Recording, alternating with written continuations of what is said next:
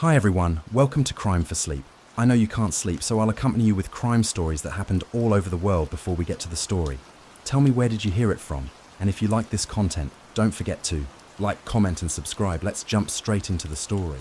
In the quiet southern town of East Ridge, Tennessee, the air was thick with the kind of stillness that seemed eternal. Neighbors knew one another by name. Kids rode their bikes along sun-dappled streets, and doors were left unlocked without a second thought. It was the kind of place where nothing ever happened, until it did.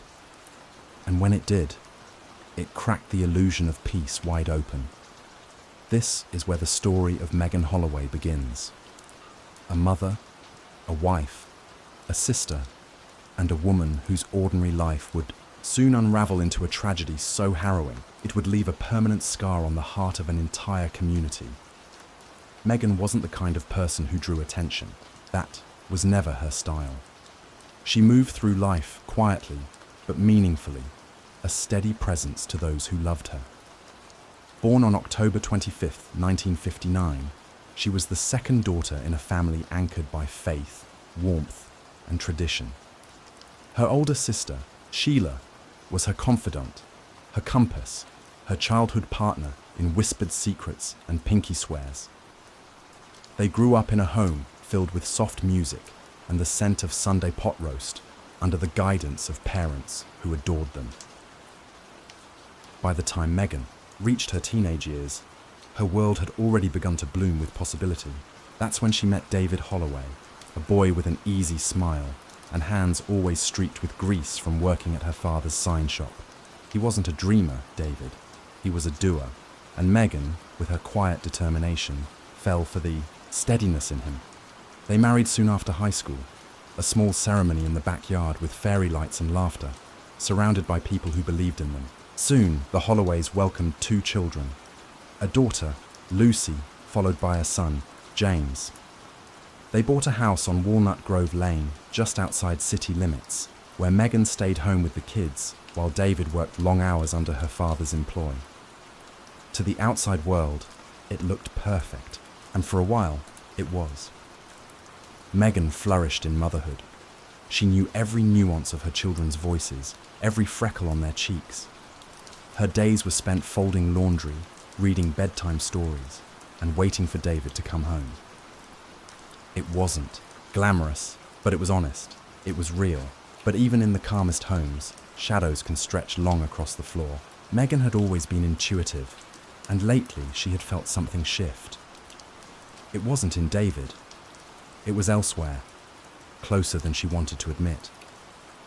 Her brother-in-law, Greg Turner, had begun visiting more frequently, often under the pretense of helping with housework or dropping off small gifts for the kids.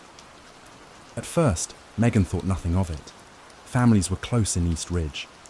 But over time, Greg's presence took on an edge that made her uncomfortable. He would linger too long, make comments that felt like they tiptoed past decency, compliments that weren't quite right. She told Sheila once in passing, after Greg had made a joke that left her skin crawling. Sheila brushed it off, not out of malice, but disbelief. Greg had his flaws, but he was family. Megan, ever the peacemaker, didn't press. She tucked the discomfort away like a splinter she couldn't quite reach. The days rolled on. Then came the day everything changed. March 3rd, 1987. A Tuesday. The kind of day that began like any other. David left for work early, as he always did. Megan stayed behind to get Lucy ready for preschool, feed baby James, and tidy up the house. There was a light rain outside, the kind that made the windows weep and the trees bow their heads. Megan, dressed in a soft blue sweater and jeans, kissed Lucy on the forehead and promised to read her favorite story before nap time. But she never got the chance. Later that afternoon, David tried to call home from a payphone outside a bar where he was meeting friends after work. No answer.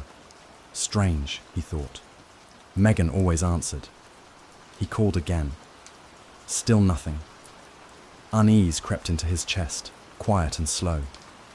By the third unanswered call, he reached out to their neighbor, Tim Robinson, asking him to check in. Tim did, and what he saw through the window chilled him to his bones. The TV was on. Lucy was lying on the couch, unconscious, barely breathing. The front door was unlocked. Inside, the house was quiet in a way that felt wrong. James was still in his crib, crying. Megan was nowhere to be found. The police arrived minutes later. In the back room, they found her, Megan, naked, bound at the wrists with a light cord, her body covered in blood. She'd been stabbed 16 times, most wounds focused on her abdomen. The violence was frenzied, personal, but what shattered the responding officers most was the calm of the space around her. Toys still sat untouched in the corner. A half-eaten bowl of cereal rested on the kitchen table. David arrived not long after, his shirt speckled with paint from his job. His reaction was visceral, immediate. He sobbed, collapsed. The police took his clothes for evidence, questioned him for hours, but it didn't feel right. His timeline checked out. His grief was real. There was something else, something that didn't add up, but not from him. Detectives searched the house for clues. No sign of forced entry, no broken windows. Whoever had entered that home had either been invited in or had a key. The bathroom showed signs of hurried cleanup. Blood diluted in the sink. A towel, damp and rust-stained. When they spoke to Megan's parents, a name came up more than once. Greg Turner. He had made Megan uncomfortable. Everyone knew that, but no one believed he could be capable of this. Still, detectives visited Greg. He claimed he was with a friend that day, had dropped Sheila off at work and picked her up in the afternoon. 4 hours unaccounted for. He offered no explanation. Then, midway through questioning, he asked to move his car to avoid a parking ticket and never returned. Weeks passed. DNA from the scene was analysed, but it was 1987. Technology was crude. All they could gather was a matching blood type. Greg's, not enough to convict, and so the case stalled.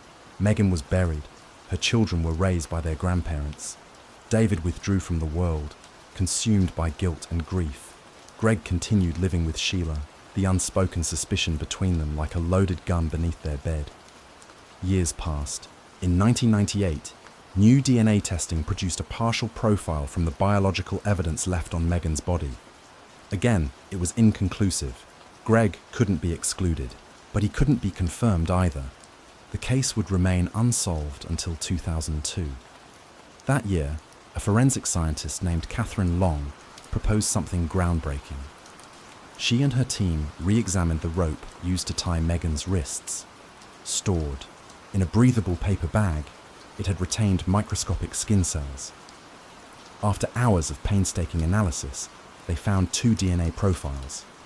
One was Megan's, the other belonged to Greg Turner. 15 years after Megan's murder, her killer was finally found. Greg was arrested. At first, he denied everything. Then he changed his story, claimed he and Megan had been romantically involved, that she had invited him over. But the evidence said otherwise. So did Megan's family. So did Sheila, who now saw her husband not as a misunderstood man, but as the predator he had always been. Eventually, Greg confessed. He had come over that day high on drugs, tried to force himself on Megan. When she refused, he beat Lucy to scare her into submission. Megan gave in, for her children, and then he killed her anyway. Greg served only 4 years of his 45-year sentence before dying of liver cancer in prison. But justice, however delayed, had finally arrived, and it began with Megan Holloway. Her story is not just about her death, it's about her life, the way she loved, the way she saw the world. It's about a family who never stopped believing that truth matters, and about a town that learned that even in the safest places, evil can wear a familiar face. This was where it all began, in the stillness of East Ridge, in a home filled with lullabies and storybooks. This was Megan's story, and now it is ours to remember. Caitlin's days passed in rhythm with the soft ticking of the antique clock her father had hung above their fireplace. Each tick a soft drumbeat of routine, each tock a quiet whisper of a life that had once been so simple. After the birth of their second child, she had transitioned into full-time motherhood, a role she embraced with both love and silent exhaustion. She found purpose in nurturing, in organizing, in smoothing out the sharp edges of their lives so her children would only know warmth, the outside world, the one filled with career ambitions, city noise and social calendars, grew quieter around her, dimming behind the curtain of her domestic sanctuary. But as quiet as Caitlin's world appeared, there were tremors in the silence, small, fleeting moments she couldn't name at the time. The way Jack sometimes came home with a restlessness in his shoulders that didn't match a day at work. The way their neighbor, Joel, lingered too long in conversation during backyard barbecues, always too attentive, always with something to say about Caitlin's hair or her laugh. She brushed off the discomfort, because that's what you do in polite suburbia. You smile through it, you wave goodnight, you go inside and lock the door. On the morning of October 8, 1992, the day unfolded just like any other. Caitlin braided Emily's hair before school while Max toddled around the kitchen, giggling at the way the dog's tail swept the floor like a feather duster. Jack had left early, claiming he had a meeting across town. Caitlin kissed him goodbye at the door, his cologne clinging to her sweater long after he'd pulled out of the driveway. Later that afternoon, as the sun dipped behind the oaks that lined their street, Caitlin finished folding laundry and looked at the clock. 5:12 p.m. Jack wasn't home yet. She tilted her head. Strange. He was rarely late without a call. She dialed. His work line. No answer. She tried his pager. Another silence. Mild concern stirred inside her, but she dismissed it again. Maybe traffic. Maybe he ran into a friend. By 6:20 p.m., Caitlin was pacing. Emily had noticed. "Is Dad okay?" she asked, her voice as small as the bow in her hair. "I'm sure he is, sweetheart," Caitlin said with a smile that didn't quite reach her eyes. Then the phone rang. Caitlin answered on the second ring, breath caught in her throat. "Mrs. Carter," a man's voice said. "This is Officer Beckett from the Maplewood Police Department. We received a call about a welfare check." Welfare check? The words didn't make sense. She listened, half hearing, as the officer explained that her neighbor Joel had called in concern after Caitlin didn't answer the door. Confused, Caitlin insisted that she and the kids had been home all day. Then Officer Beckett's tone shifted. "Ma'am, is your front door locked?" "Yes," Caitlin said, her fingers trembling. "Please don't open it until we get there. We just need to verify a few things." Caitlin's stomach turned cold. "What's going on?" But he didn't answer directly. 15 minutes later, red and blue lights painted her front lawn. 2 officers stood at the door, and one gently asked Caitlin to step outside with the children. That's when she noticed it. The basement window, smashed from the outside, glass shards scattered beneath the hydrangea bush. Her mind raced. Had someone been in the house? The officers moved quickly, guns drawn, sweeping through the home. Emily clutched Caitlin's hand, tears welling in her eyes. Max whimpered, sensing the tension. Then came the shout, "Back room! Mom, we need you to come with us." The officer who had stayed with her gently led Caitlin toward the back of the house, to the room they used as a home office, a place of bookshelves and quiet solitude. But the door was ajar now, the frame splintered. Inside, the scene was carnage. Blood splattered the carpet. The desk had been overturned, papers scattered like autumn leaves. And there, behind the desk, lay Jack, face down, motionless. Caitlin screamed. The days that followed became a fog. Interviews, investigators, statements, photographs. The once cozy house now bore the clinical chill of an active crime scene. The children were sent to stay with Caitlin's sister in Richmond. Caitlin remained, dazed and grieving, unable to grasp the cruelty that had invaded her home. The coroners, Reports said Jack died from blunt force trauma to the head. There were signs of a struggle, defensive wounds, but also something more chilling.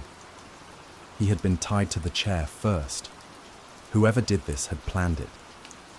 It was no burglary gone wrong. The police began to dig into Jack's life. Financial records, phone logs, business dealings. What they found began to shift the narrative. Jack had been hiding things. A secondary bank account, phone calls to an unknown number in Louisiana, frequent cash withdrawals, an affair, a secret investment, or something darker. Caitlin felt betrayed and ashamed.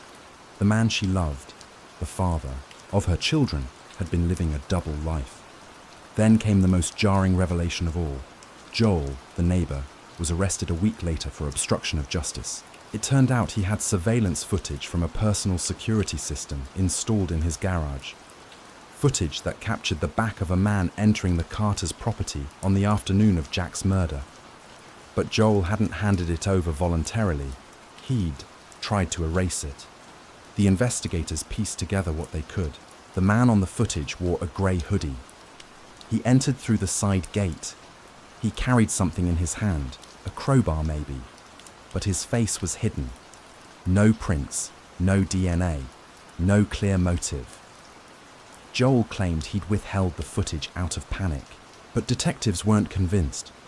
They searched Joel's home and found a hidden drawer in his garage. Inside, photos. Dozens of them, taken from a distance, of Caitlin, at the mailbox, in the backyard, holding her son, smiling unknowingly at the lens, stalking, obsession. Joel was charged with stalking and evidence tampering, but there was no concrete proof he had killed Jack.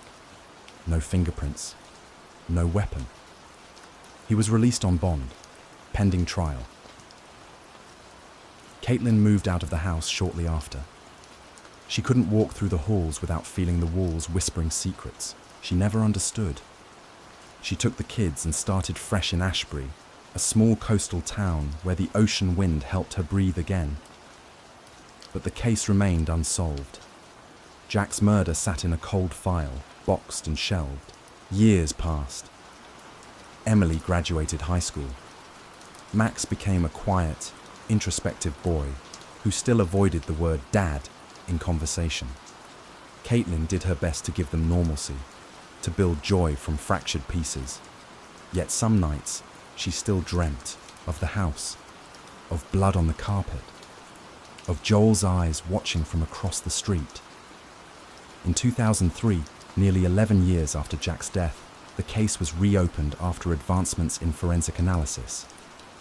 A retired detective named Mariana Cortez took over the case out of personal interest.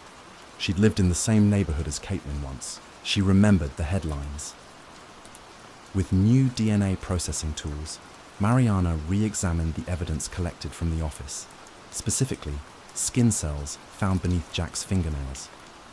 Back then, the sample was considered too degraded. Now, it told a story. The DNA belonged to someone in the system, someone with a record, not Joel. It matched a man named Daryl Knox, a drifter, known for breaking and entering, with 2 assault charges from 1991. He had worked construction sites across the state, and in 1992, he had briefly taken a temp job in Maplewood, less than 2 blocks from the Carter home. Police arrested Daryl, who at first denied involvement, but when faced with the DNA evidence, his story cracked. Daryl confessed. He had been paid by someone to make Jack's death look like a robbery, to enter, restrain, intimidate. But Jack had fought back. Things got violent. Daryl panicked. Who paid him? Daryl hesitated. Then he named the person Caitlin never suspected. Caitlin's own sister, Monica. It sounded impossible, unthinkable, but investigators looked into the claim. Financial records showed a large withdrawal from Monica's savings days before the murder. Phone records connected her to Daryl. The motive? A life insurance policy worth $500,000.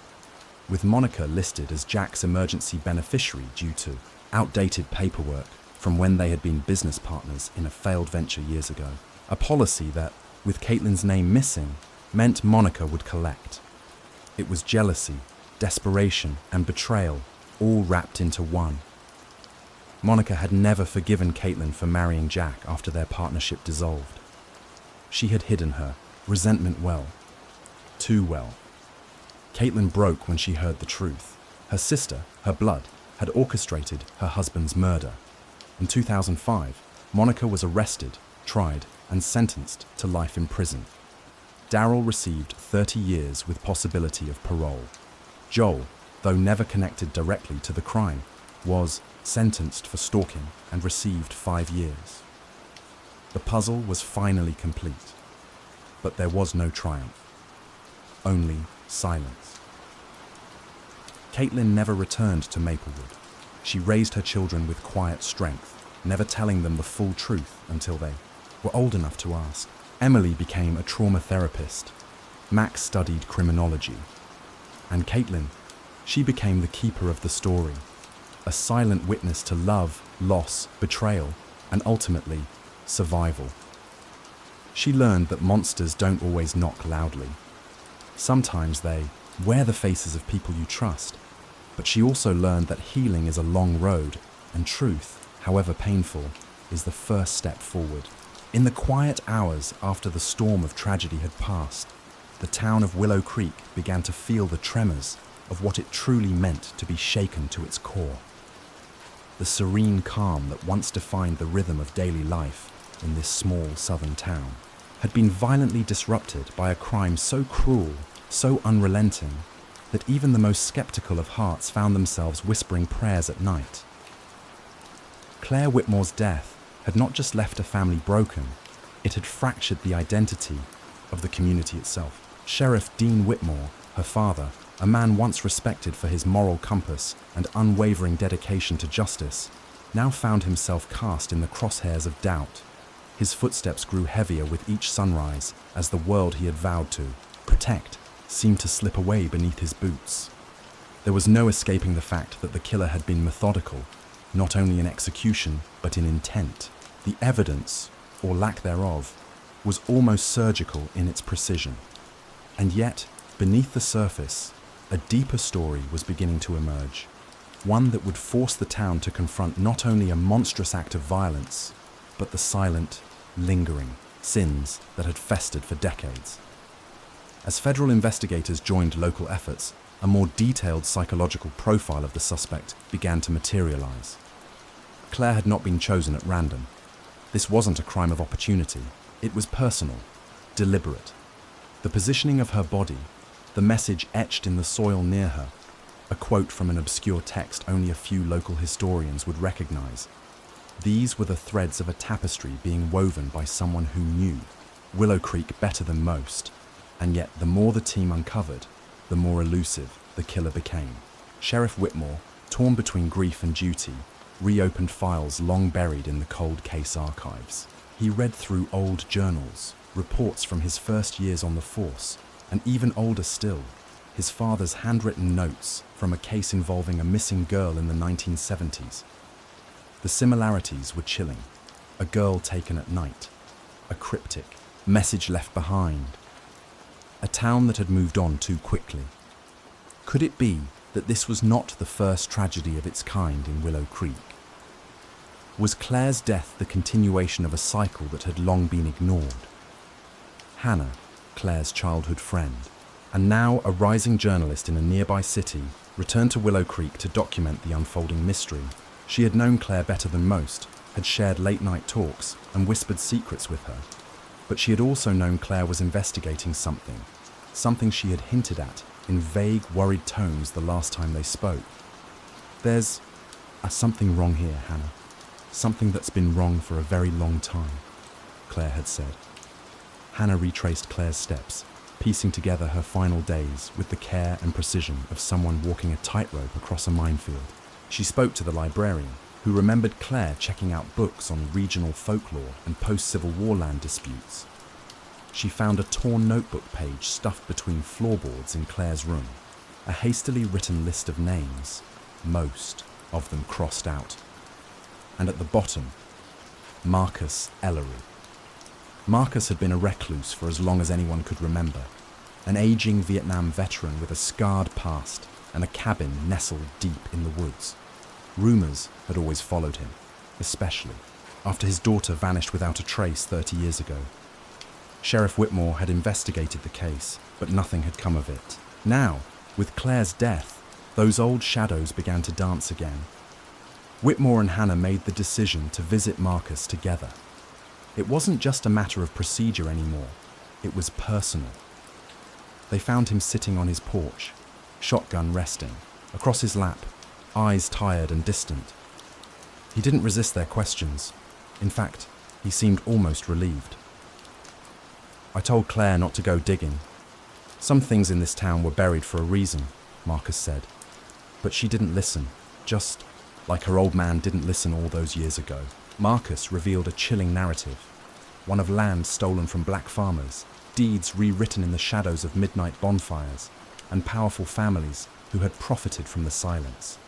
His daughter, Eliza, had found an old journal hidden in a church basement.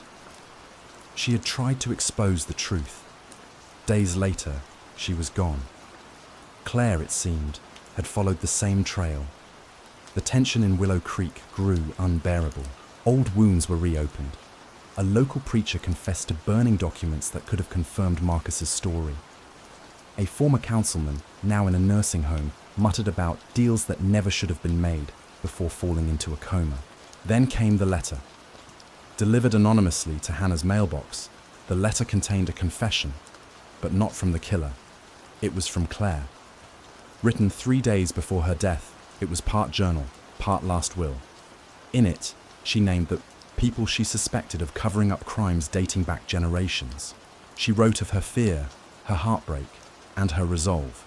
If you're reading this, Claire wrote, it means I didn't make it. But if the truth means anything anymore, let it. Start here. Let it be known. Let it be felt. The final pages of the letter included GPS coordinates to an unmarked plot of land near the old rail line. When police dug into the area, they discovered a mass grave. Bones, personal effects. Enough evidence to confirm at least 5 disappearances, going back to the 1960s. The town erupted. National media descended. The FBI brought in a forensic anthropologist. A task force was formed.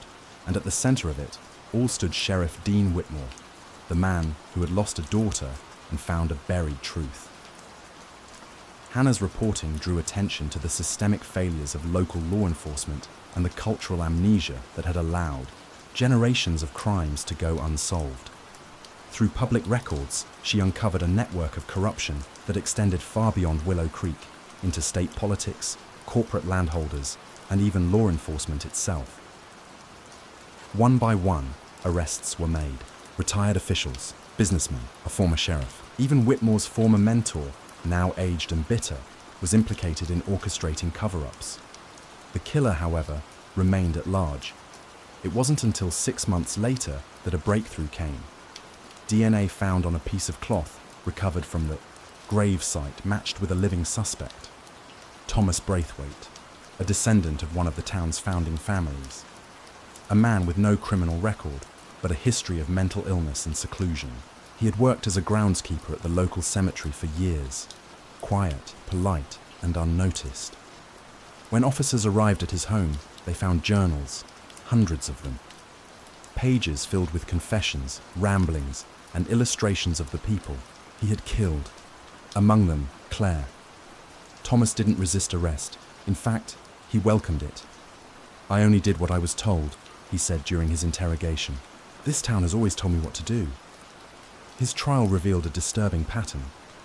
He had been groomed by older men in power, used as a tool to silence whistleblowers, to keep secrets buried. He believed he was protecting something sacred. The final testimony came from Sheriff Whitmore himself. He spoke not only of his daughter, but of the town's responsibility, of his own failures. Justice doesn't begin with an arrest, it begins with truth, he said. And for too long, we chose silence. In the end, Thomas was sentenced to life, in prison. but the scars he left behind would take generations to heal. The graves were given names, the families given closure, and Willow Creek, forever changed, began the long, painful process of becoming something new. Claire's legacy lived on, not just in the lives she had touched, but in the justice she had helped uncover. Her story was taught in schools, her name etched into a memorial near the site of the old rail line, and every year, on the anniversary of her death, candles were lit across town, not in mourning, but in remembrance of truth's power to rise, even from the darkest of graves. But even as Emily tried to carry on with normalcy, a subtle current of dread hung in the air. The once peaceful rhythm of her life had been replaced with something far more jagged. Moments of fear lodged into otherwise ordinary routines. She still walked down the tree-lined streets of Ashgrove, still greeted her neighbours and bought groceries, but now she did so with the constant, intrusive thought. Someone out there had shattered her world, and they were still free. Detective Alan Mercer knew this feeling all too well. He'd seen it settle into the lives of too many families, this waiting, this unbearable silence between moments of hope and despair. He'd been in law enforcement for nearly 2 decades, but the Holloway case struck a different chord. Maybe it was Emily's unrelenting composure, her calm despite the chaos, or the little girl's shoe found by the highway, mud-covered and torn. Mercer had 3 kids himself, and the thought of one of them simply vanishing into the unknown haunted him. Back at the station, leads had begun to grow thin. The initial burst of tips had slowed, and surveillance footage from surrounding businesses showed nothing significant, just shadows, glimpses of vehicles that couldn't be traced, faces partially obscured by hoods or reflections. One video, however, caught Mercer's attention. It showed a black sedan circling the block near the Holloway home on the night Charlotte disappeared. The plates were unreadable, the driver invisible, but it was something. Mercer ordered the footage enhanced and distributed to surrounding jurisdictions. Perhaps someone had seen the same car under suspicious circumstances. Meanwhile, the forensics team continued combing through the remains of Charlotte's bedroom, the backyard, and that chilling stretch of woods where her hair ribbon had been found. Weeks passed. Summer began to slip into early autumn, and with it, Emily's sense of control eroded. She found herself waking up in a cold sweat more often now, sometimes convinced she'd heard Charlotte's voice calling from outside. She stopped answering, calls from friends who just wanted to offer comfort. It wasn't comfort she needed, it was answers. The town of Ashgrove didn't forget either. Flyers with Charlotte's face, bright-eyed, 8 years old, missing her 2 front teeth, remained stapled to light poles and taped to cafe windows. Candlelight vigils were held every Friday night on the steps of City Hall. Neighbours left, stuffed animals and handwritten notes outside Emily's door. But these gestures, while well-intentioned, only reminded her of the hole in her life. Then, on a chilly Thursday evening, something broke the silence. A young woman named Grace Walker, a cashier at the nearby Shell station, walked into the police station holding a plastic bag. She was trembling. I think someone left this in the restroom, she stammered. Inside the bag was a child's sweater, lavender, stitched with butterflies across the chest. It had dried blood on the sleeves. Mercer's heart dropped. Emily confirmed it within minutes. "That's Charlotte's," she whispered, her voice barely audible. Grace told them a man had been in the restroom shortly before she found the bag.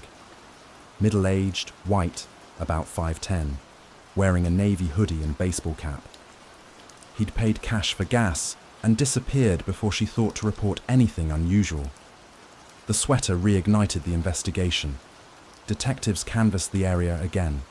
Witnesses recalled seeing a black sedan parked behind the station earlier that day. Mercer wondered, was the man taunting them, leaving evidence as breadcrumbs? Or was it guilt that made him drop the sweater? Either way, it was a clue, and they didn't have many. Forensic tests revealed that the blood belonged to Charlotte. There were also traces of oil, suggesting the sweater had been in the trunk of a car or some mechanical environment. A new theory emerged. The abductor might be someone who worked in auto repair or trucking, someone mobile, transient, and familiar with how to avoid surveillance. Emily, for her part, became more involved in the investigation. She requested to see case files, maps, photographs. She wasn't trying to play detective. She just couldn't sit still anymore. She needed to do something, anything, that made her feel closer to her daughter. And then, out of nowhere, a call came in from a neighbouring town 2 hours north. A farmer had discovered a shallow grave while tilling soil at the edge of his property. Inside, there were children's items, a pair of pink shoes, a faded backpack, a crushed plastic tiara. No body. But there was a note. Mercer held it delicately. The paper was wrinkled, smudged with mud. The handwriting was blocky and childlike, but it was the message that sent chills through his spine. I'm still here. DNA on the note matched the unknown profile found on Charlotte's hair ribbon. The presence of her belongings, this note, it was undeniable. The man who had taken her was playing a game. He wanted attention. He wanted control.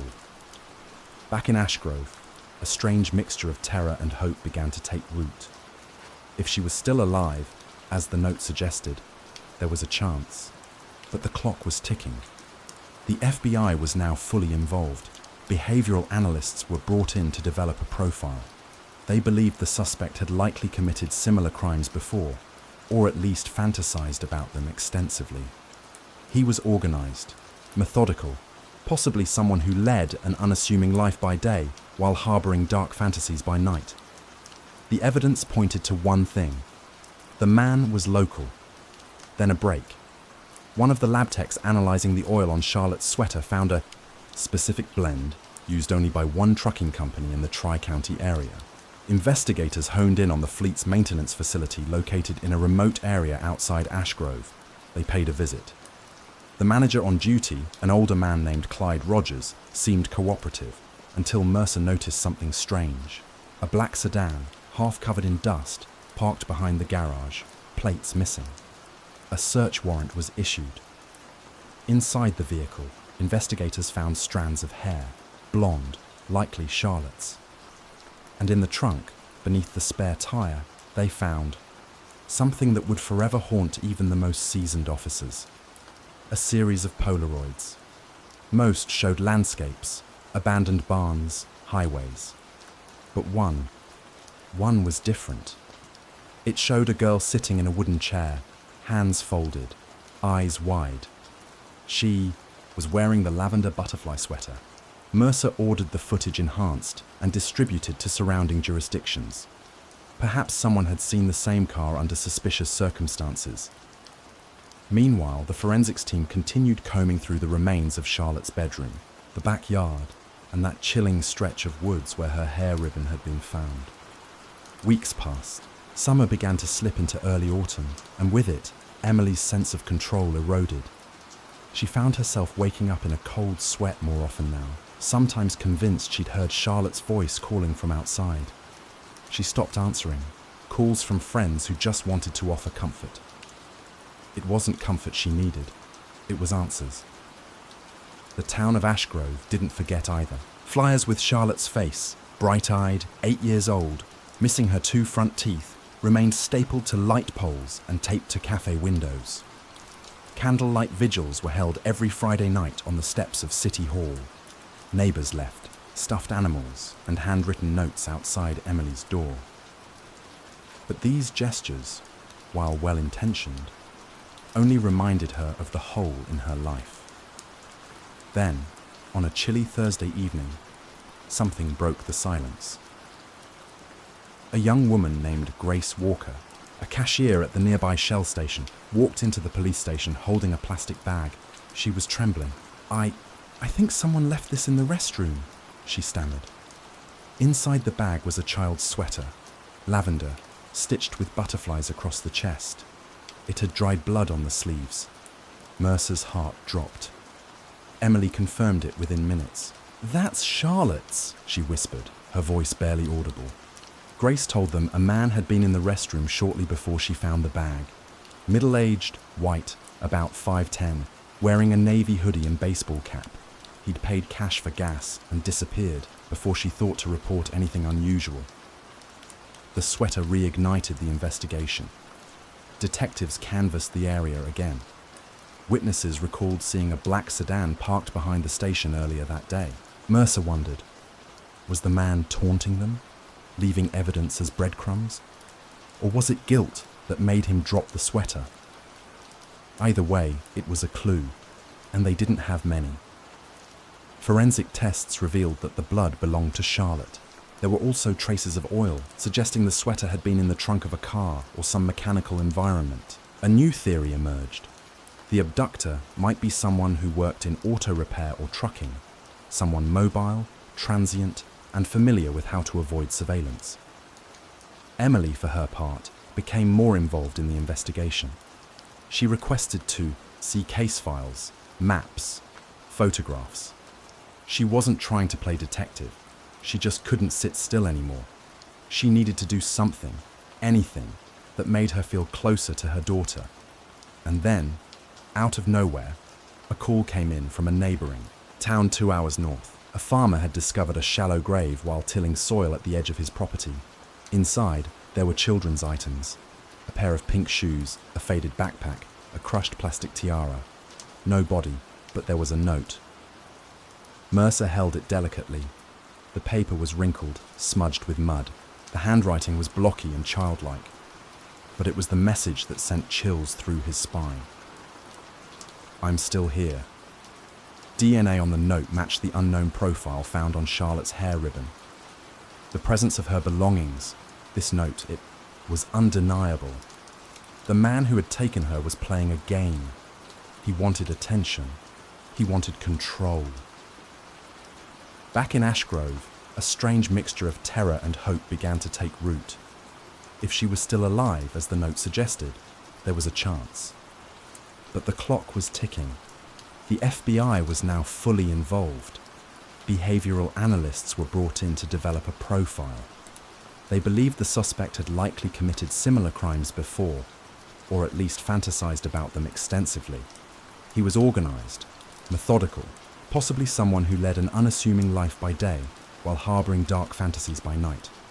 The evidence pointed to one thing: the man was local, then a break.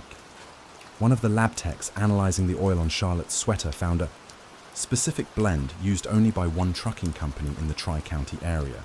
Investigators honed in on the fleet's maintenance facility located in a remote area outside Ashgrove. They paid a visit. The manager on duty, an older man named Clyde Rogers, seemed cooperative, until Mercer noticed something strange: a black sedan, half covered in dust, parked behind the garage, plates missing. A search warrant was issued. Inside the vehicle, investigators found strands of hair, blonde, likely Charlotte's. And in the trunk, beneath the spare tire, they found something that would forever haunt even the most seasoned officers. A series of Polaroids. Most showed landscapes, abandoned barns, highways. But one was different. It showed a girl sitting in a wooden chair, hands folded, eyes wide. She was wearing the lavender butterfly sweater. Mercer slammed his fist on the hood of the car. They were close. They could feel it. Clyde Rogers was brought in for questioning, but he denied everything. Said he'd never seen the girl. Claimed the car was abandoned on his property months ago. But his story was full of holes, and forensic testing would soon confirm it was a lie. Emily was notified, though gently. They didn't want to tell her about the Polaroid yet, not until they had a body or a rescue. The next 48 hours were a whirlwind. Roger's home was searched. In the basement, behind a false wall, police found a locked room. The stench was overwhelming. Inside, the room was bare. Concrete floors, a cot, a single bulb dangling from the ceiling. But Charlotte wasn't there. They found traces of blood, signs of restraint, and a small chalkboard with a single message written in a child's hand. Please don't forget me. That message gutted Mercer. It gutted the whole team, but it also lit a fire. The search expanded again. Rogers had a hunting cabin 2 hours away, tucked deep in the hills. Officers raided it just before dawn. Inside, they found Charlotte. She was alive. Frail, pale, barely responsive, but alive. Wrapped in a blanket, curled in the corner of the room like a child who had forgotten what sunlight looked like. Emily's reunion with Charlotte would go on to be broadcast across the country. The footage showed a mother collapsing to her knees, arms outstretched, sobbing as her daughter clung to her like a lifeline. Reporters called it a miracle. But the real story wasn't just about the happy ending. It was about the darkness that nearly consumed them. The weeks of terror, the mind, games, the helplessness. It was about a mother who never gave up and a daughter who held on long enough to be found. As Charlotte recovered in the hospital, she began to speak again, quietly at first, then more. Her story was harrowing. Rogers had taken her from the woods that night. He had lured her with a flashlight, pretending to search for a lost dog. She didn't know him, but he knew her. He had been watching. That was perhaps the most terrifying part. He had blended into their community, shopped at the same grocery store, waved at the same school bus. He was a shadow in plain sight. Emily vowed to make sure no child in Ashgrove, or anywhere, would face the same fate. She started a foundation, Charlotte's Light, dedicated to supporting families of missing children and advocating for stronger community safety networks. She spoke at schools, police conferences, national forums. Charlotte, though scarred, began to smile again. She held her mother's hand tighter now. She slept with a nightlight. She drew pictures of the sun. Mercer received commendations for his work on the case, but he didn't care much for awards. The only thing that mattered was the girl who had once written, "Please don't forget me," was now home. And she was never forgotten. Mercer slammed his fist on the hood of the car. They were close. They could feel it. Clyde Rogers was brought in for questioning, but he denied everything.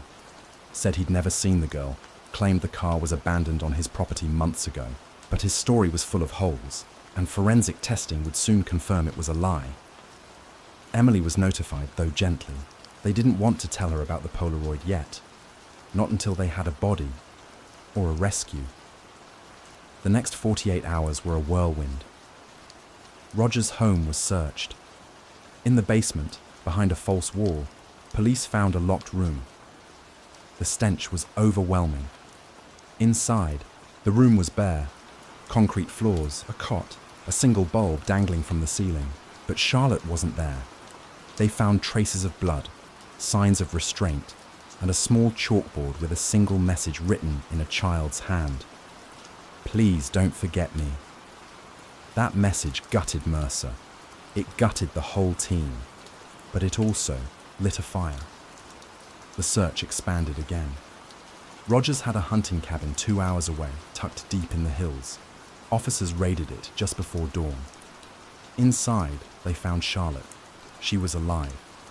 Frail, pale, barely responsive, but alive, wrapped in a blanket, curled in the corner of the room like a child who had forgotten what sunlight looked like.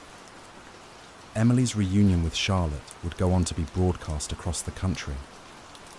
The footage showed a mother collapsing to her knees, arms outstretched, sobbing as her daughter clung to her like a lifeline. Reporters called it a miracle. But the real story wasn't just about the happy ending.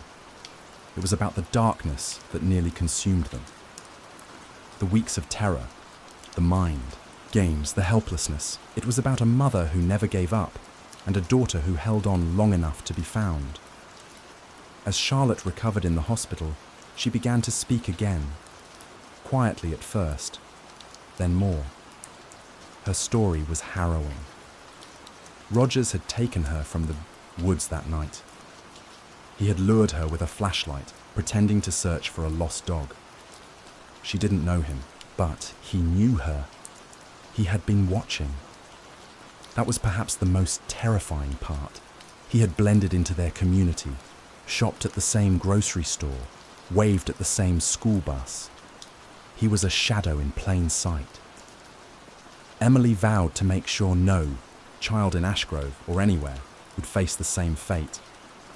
She started a foundation, Charlotte's Light, dedicated to supporting families of missing children and advocating for stronger community safety networks. She spoke at schools, police conferences, national forums. Charlotte, though scarred, began to smile again. She held her mother's hand tighter now. She slept with a nightlight. She drew pictures of the sun. Mercer received commendations for his work on the case, but he didn't care much for awards. The only thing that mattered was the girl who had once written, "Please don't forget me," was now home, and she was never forgotten. The morning sun cast its golden hue over Ashgrove, a town that once seemed immune to darkness. In the days following Charlotte Holloway's miraculous rescue, the streets buzzed with whispers, and the townsfolk clung to their families a little tighter. But beneath the wave of gratitude and awe lay a deeper current of unease. Everyone wanted to believe that the nightmare had ended. But for Emily Holloway, the nightmare had only transformed. Charlotte was home, yes, but she wasn't the same little girl who once giggled in the kitchen, her sneakers tapping against the tile as she danced to the radio. Trauma had carved silence into her once bubbly spirit. Emily often found her daughter staring out the window for long stretches, her small hands clutched around the stuffed fox she'd once forgotten in the attic. It had become her new talisman, a symbol of safety, of memory, of home. Emily tried everything: therapists, art sessions, story time before bed. But Charlotte would only speak in whispers, and only to her mother. The rest of the world felt foreign to her now, an unpredictable place where monsters didn't just live under the bed, but sometimes drove trucks and wore friendly smiles. Detective Mercer, too, wasn't resting. Though Clyde Rogers had been arrested and charged with multiple counts, including kidnapping, unlawful confinement, and attempted murder, the case still felt incomplete. There were still too many unknowns.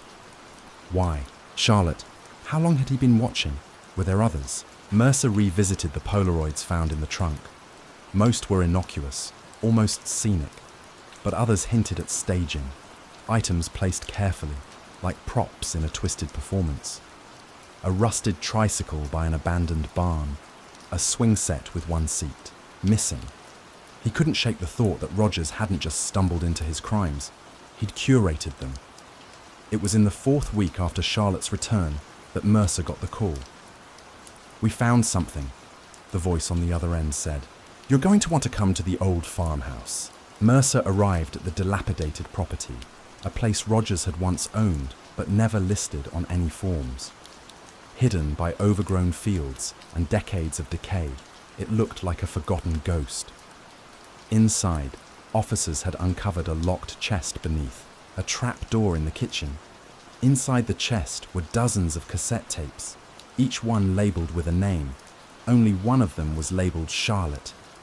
The rest? Names of children never reported missing, or so they thought. Mercer took the tapes back to headquarters, dread sitting heavy in his chest. He watched the first tape. A girl, maybe 10 years old, sitting in the same wooden chair Charlotte had been photographed in. She was talking about her favourite colour, about her dog, about her mother, and then the screen went black. The FBI was called in immediately. Rogers had clearly been active for years, perhaps decades. The case widened overnight, from a miracle recovery to a potential serial predator investigation spanning state lines.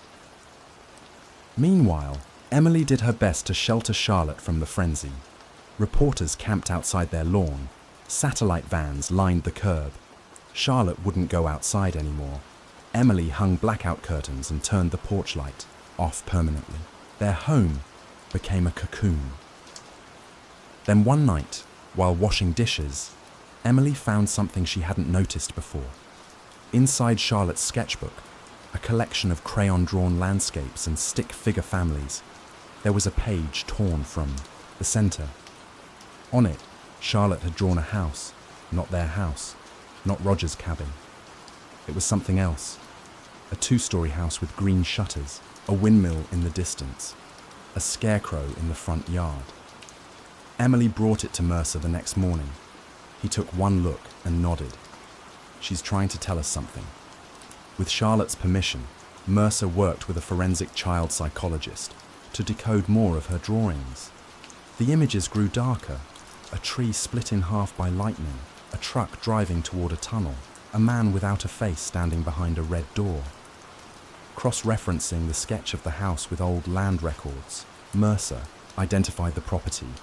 It had once belonged to a man named Harold Kessler, Roger's uncle by marriage. Kessler had died in 2002, and the house had since been left to rot. They searched it. What they found shattered them. In the basement, behind crumbling plaster, was another hidden room, and within it, bones, dozens, carefully arranged as if they were part of a ritual or museum exhibit. The forensic team later confirmed at least 7 different DNA profiles. The town of Ashgrove was thrown into chaos. The truth was out. Clyde Rogers wasn't just a kidnapper. He was a serial killer, one who had operated under their noses for over 20 years. Emily couldn't stop shaking when she heard. She curled around Charlotte that night and didn't let go. All she could think about was how close she had come to losing her daughter forever. Charlotte, for her part, seemed to understand more than she let on. One night, as they sat together on the couch, she looked up and said, "He wanted to make me forget you, but I didn't, not once." Emily wept. The trial of Clyde Rogers was one of the most closely watched in the state's history. Charlotte was not required to testify, though her drawings and psychologists' interpretations were presented as evidence. The tapes sealed his fate. Rogers was convicted on all counts and sentenced to life in prison without the possibility of parole. But for Emily and Charlotte, closure was something different. Healing took time, years even. Emily moved them to a new home on the outskirts of town, near a lake where Charlotte could feel safe. They started over, slowly. Therapy continued. New routines were built. Trust was reborn. And Emily began to write. She chronicled everything, not just the horror, but the resilience, the hope. She published a memoir, When the Light Stayed On, and it became a national bestseller. Parents, survivors, advocates, they all found something in her story. Charlotte, too, began to speak publicly. Not at first, but as a teenager, she gave her first speech at a national safety conference. She spoke not of fear, but of power, of the strength that lived within her when everything else had been stripped away. Ashgrove changed too. Neighborhood watches increased. Schools incorporated safety education. The town refused to forget, and neither did Emily. Because some stories don't end when the criminal is caught.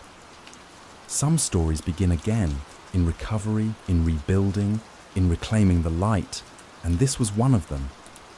Even as the calendar turned to spring, the oppressive air hanging over the town of Morrow Creek never truly lifted. Detective Laurel Keene felt the burden of every passing day etched into her bones. She wasn't just chasing a suspect anymore. She was walking alongside grief, trying to untangle threads of trauma that clung to every corner of the Redford family's history. The autopsy results for Evelyn Redford were sobering. Multiple contusions, a cracked rib, signs of previous trauma that had gone unreported, possibly even unnoticed by the outside world. And yet, it was the discovery of a tiny fragment of gold chain in her throat that caused Laurel to stop breathing. For a moment, it matched the necklace little Caleb had made in Sunday school the week before Evelyn died. He had told the teacher he was giving it to Mommy to make her smile again. The thought sent a wave of cold nausea through Laurel's stomach. Why had no one noticed? Why had no one listened? Laurel drove out to the edge of town that night, past the edge of the suburban calm, and out into the raw, open land that framed Morrow Creek's sleepy boundaries. She parked at the edge of an old hiking trail that hadn't seen traffic in years. Here, the night was black, unbroken, and quiet, except for the sound of wind whispering through the dry brush. She needed the silence to think. She needed the dark to clear her mind. But as she stood beneath the shadow of gnarled trees, a name kept circling in her thoughts like a vulture. Marianne. Marianne Green, Evelyn's best friend growing up. The quiet, artistic girl who had always shadowed Evelyn in high school and who, rumor had it, had once been in love with her. She had vanished from the local spotlight after graduation and returned only after Evelyn's funeral, offering tearful condolences, but very few words. Something about that silence now screamed. Laurel started digging into Marianne's past.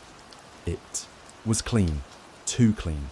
No social media activity for years, minimal digital footprint, a modest job at a bookstore, and a rented cottage on the outskirts of town. On the surface, it painted the portrait of a reclusive but harmless woman. But deeper into her credit history, Laurel found something unusual. A purchase of industrial-strength cleaning chemicals made just days before Evelyn's death. It might have been nothing, except for one strange coincidence.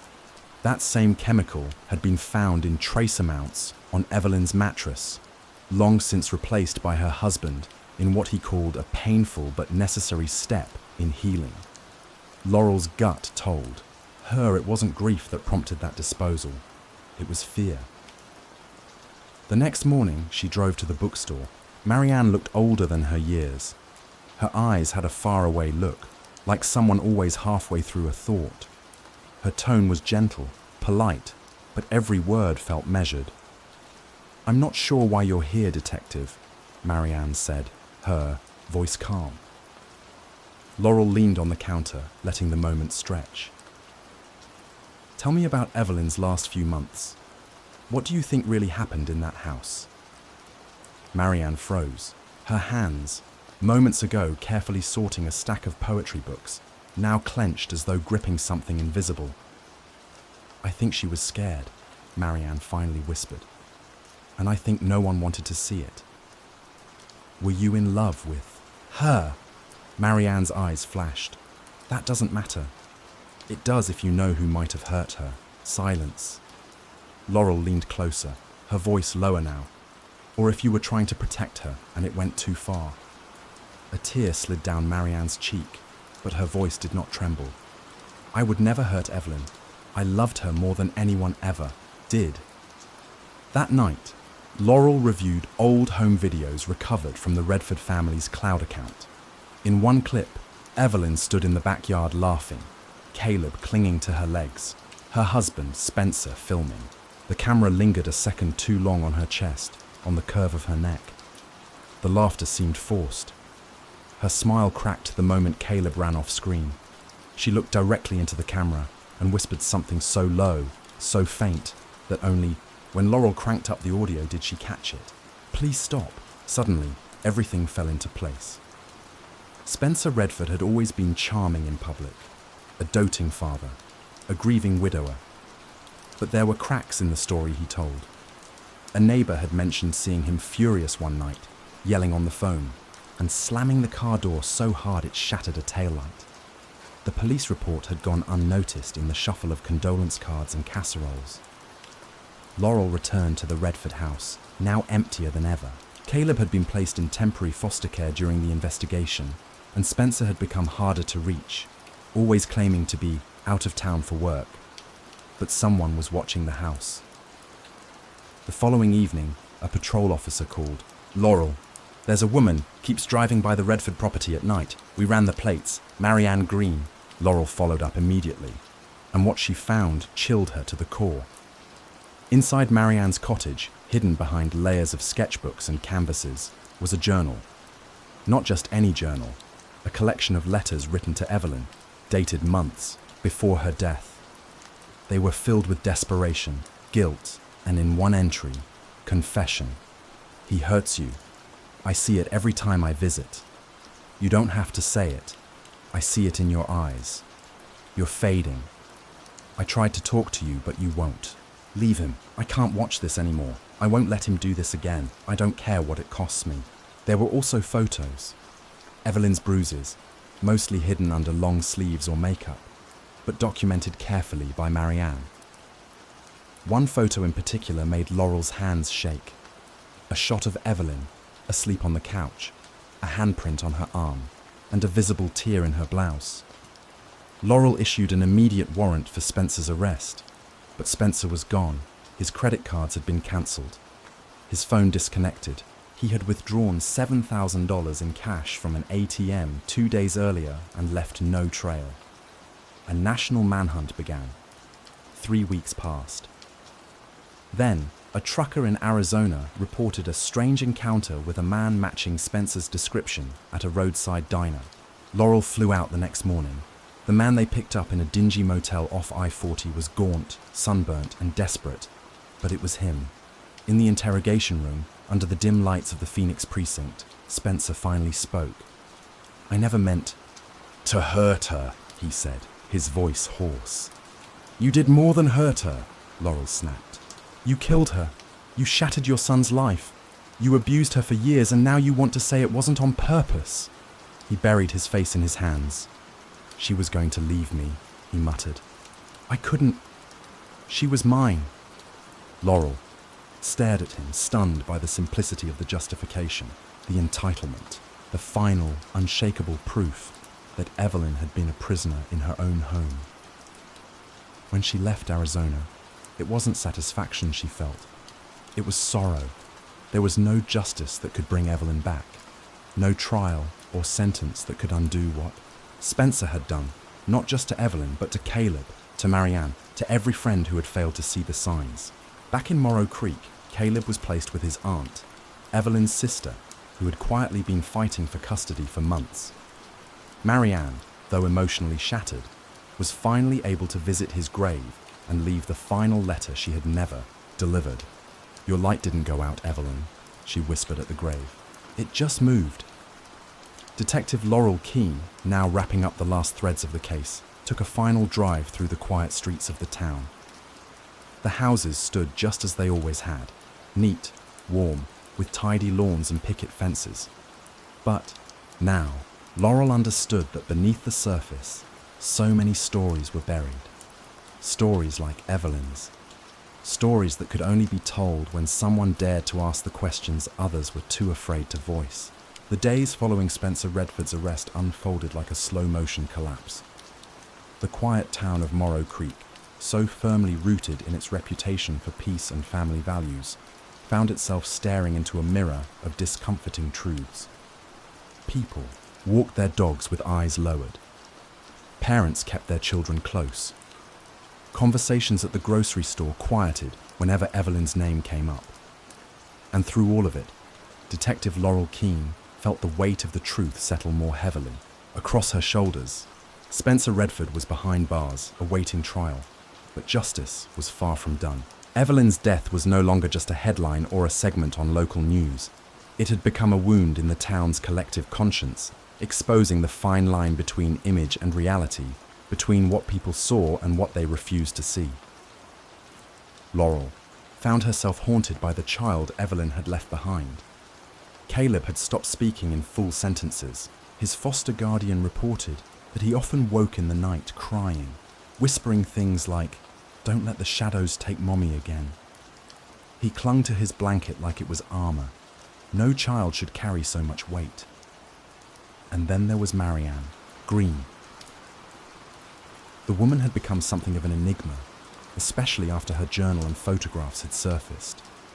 She had not only witnessed the slow unraveling of Evelyn's spirit, but she had also documented it with a precision that bordered on obsessive. The public, hungry for answers, began whispering about her too.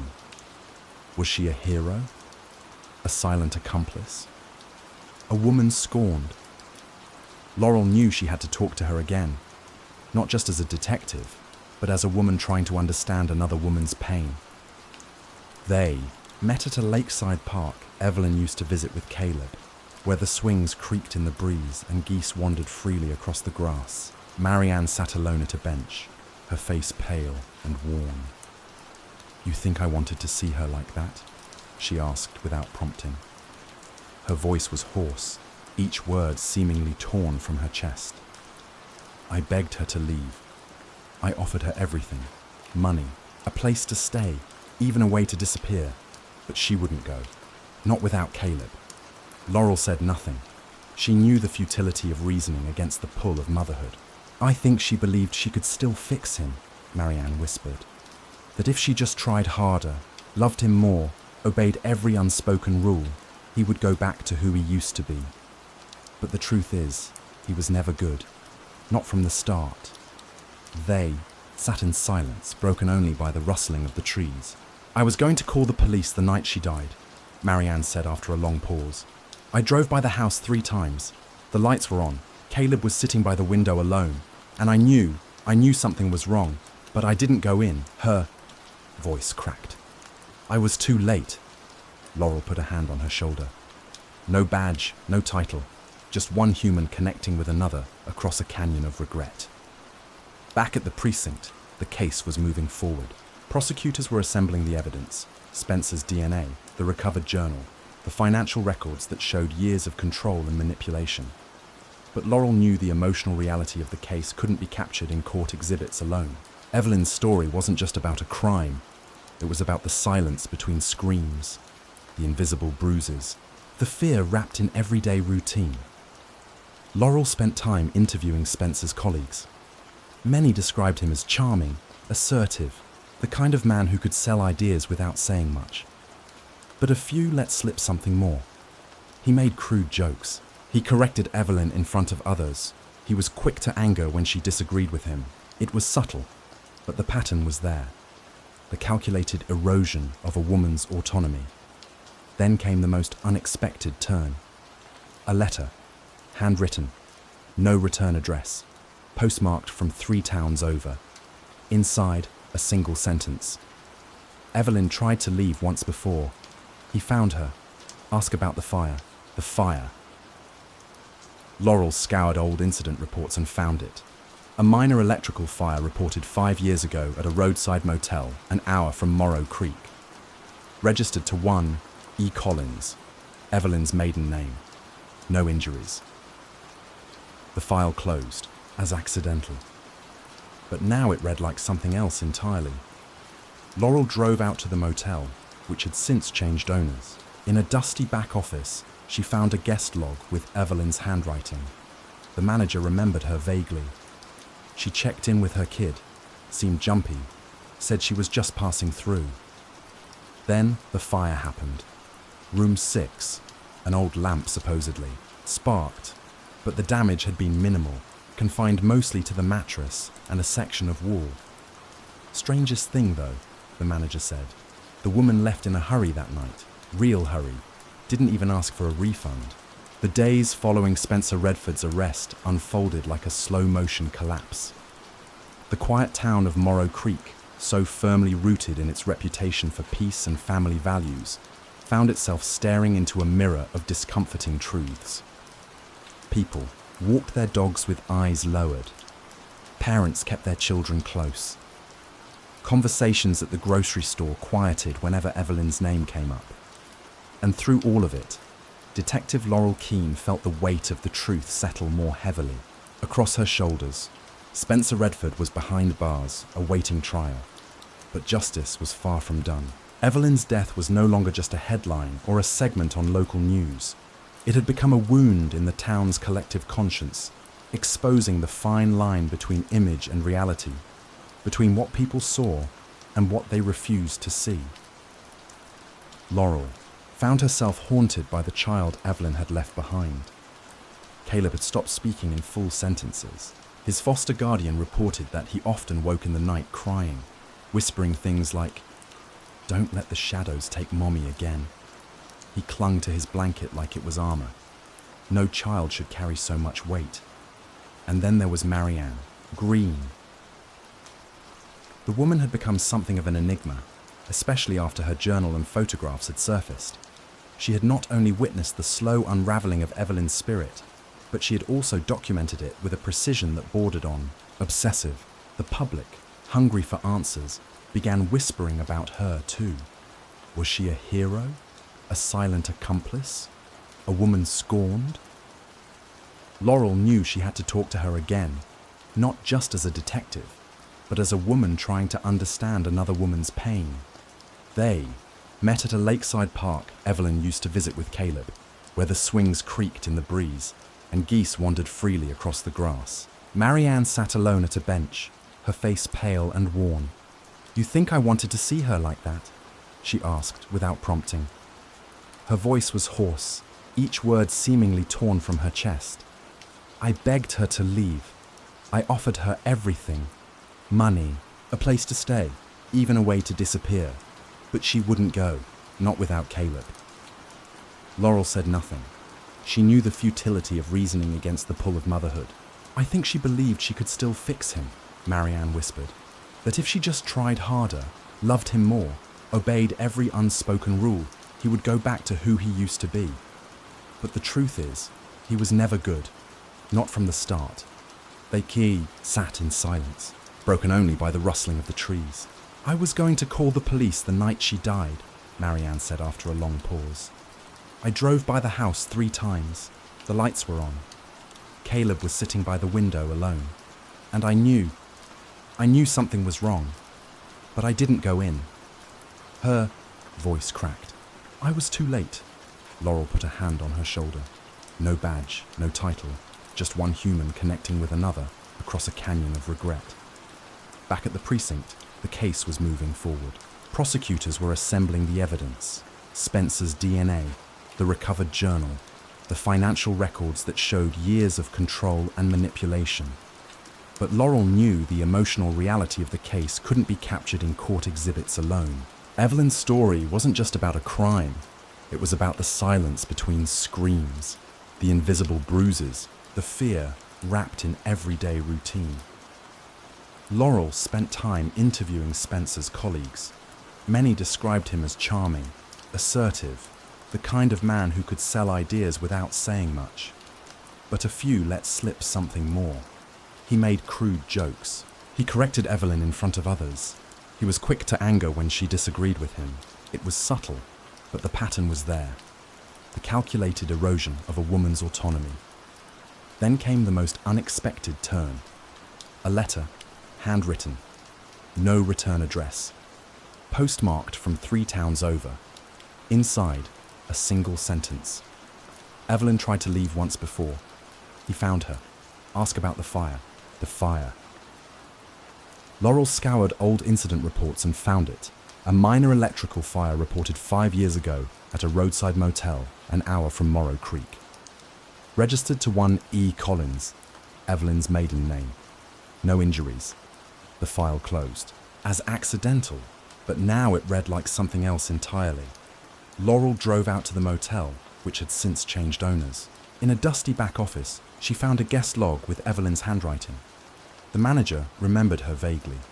She checked in with her kid, seemed jumpy, said she was just passing through. Then the fire happened. Room 6. An old lamp, supposedly, sparked, but the damage had been minimal, confined mostly to the mattress and a section of wall. Strangest thing, though, the manager said. The woman left in a hurry that night. Real hurry. Didn't even ask for a refund. Back in town, Laurel pulled cell tower data from that day. Spencer's phone pinged near the motel just hours before the fire. Her blood turned cold. It had never been an accident. Evelyn had tried to escape, and he had tracked her down. The fire wasn't just a scare tactic. It was a message. Stay or burn. Laurel brought the new findings to the district attorney. The case against Spencer was now not just one of domestic homicide, but of premeditated control and long-term abuse. A new charge was added, attempted murder, and now, instead of life in prison, the prosecution was prepared to seek the death penalty. The town was divided. Some people couldn't reconcile the Spencer they knew with the monster in the courtroom. Others rallied behind Evelyn's memory, attending vigils and fundraisers for domestic violence victims. Her face became more than a memory. It became a symbol. Caleb, now under the guardianship of Evelyn's sister, began speaking again. Slowly, quietly. He drew pictures that showed what he couldn't say. A house with no windows, a woman crying in the rain, a boy hiding under a table. But then one day, he drew something new, a bright sun, a tree, and a figure standing with arms wide open, a woman with golden hair. That's Mommy, he told his aunt. She says I'm safe now. And in that moment, Laurel, Keane knew. Evelyn Redford may have lost her life, but her voice had finally been heard. Justice wasn't just about a trial. It was about change. About opening eyes that had stayed closed too long. It was about the ripple effect of one woman's bravery, even when she thought no one was watching. And in the deepest part of Laurel's heart, beneath years of hardened resolve, something tender sparked to life. Hope. The trial was set to begin.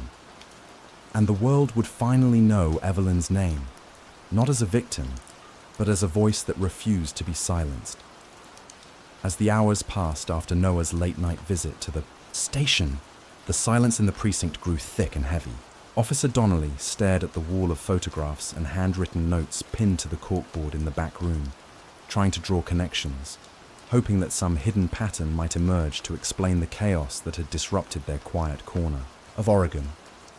The image of Olivia Gardner, smiling in her senior photo, full of promise and light, seemed to mock him. A face once full of life, now used as evidence. The next morning brought with it grey skies and a chill that seeped into the bones. Rain fell in a soft drizzle, smudging the chalk outlines and soaking the patches of dried blood left behind in the gardener's kitchen. It was as if the weather itself mourned the unravelling of the town's peace. Detective Ramsey returned from Portland with a grim update. Cell tower data had confirmed that Noah's phone had pinged in the vicinity of the Gardner home on the night of the incident, around 11:42 p.m.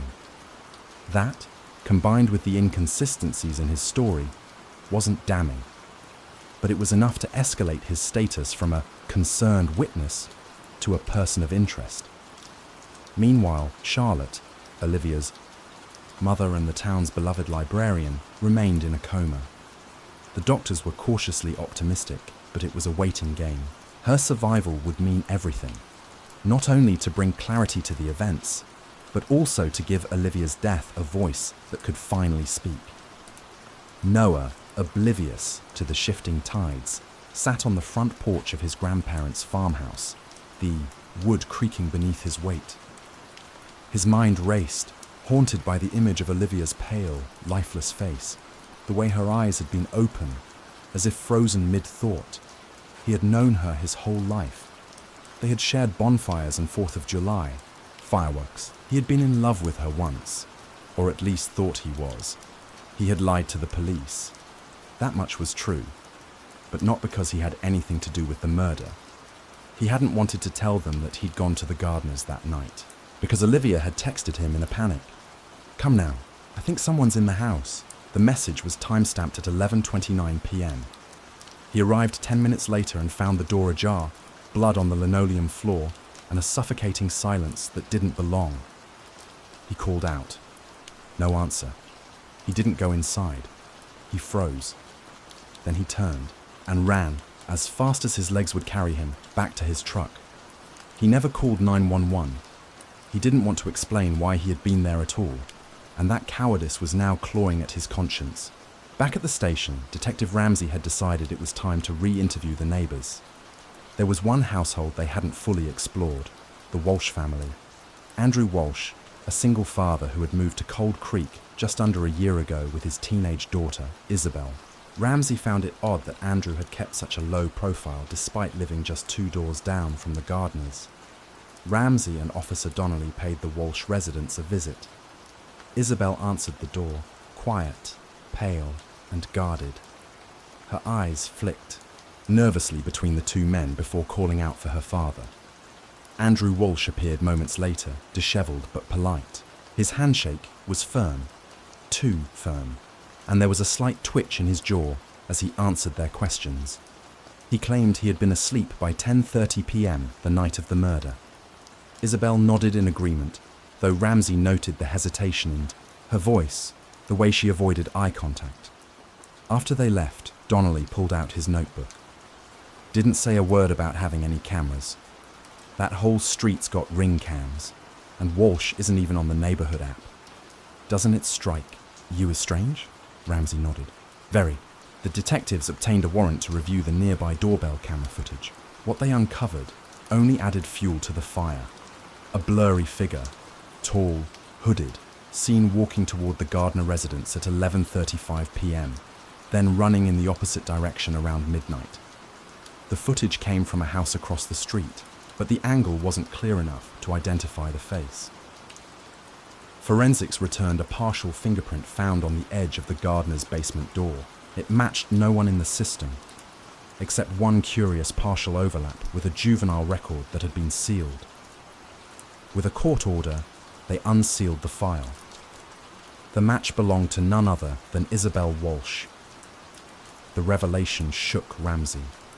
Why would a 17-year-old girl have a fingerprint in the Gardner's basement? Olivia and Isabel had never been friends. Or had they?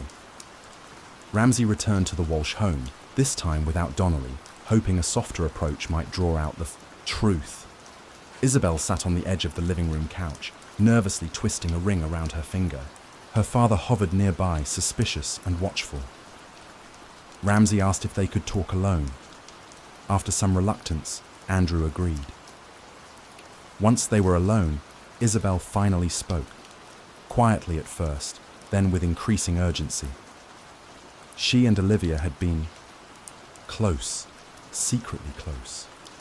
They had shared notes during biology class, then late-night texts, then walks through the woods behind school. Their friendship had turned into something more, something Olivia had been scared to tell anyone about. Isabel had come to the Gardners that night because Olivia had asked her to.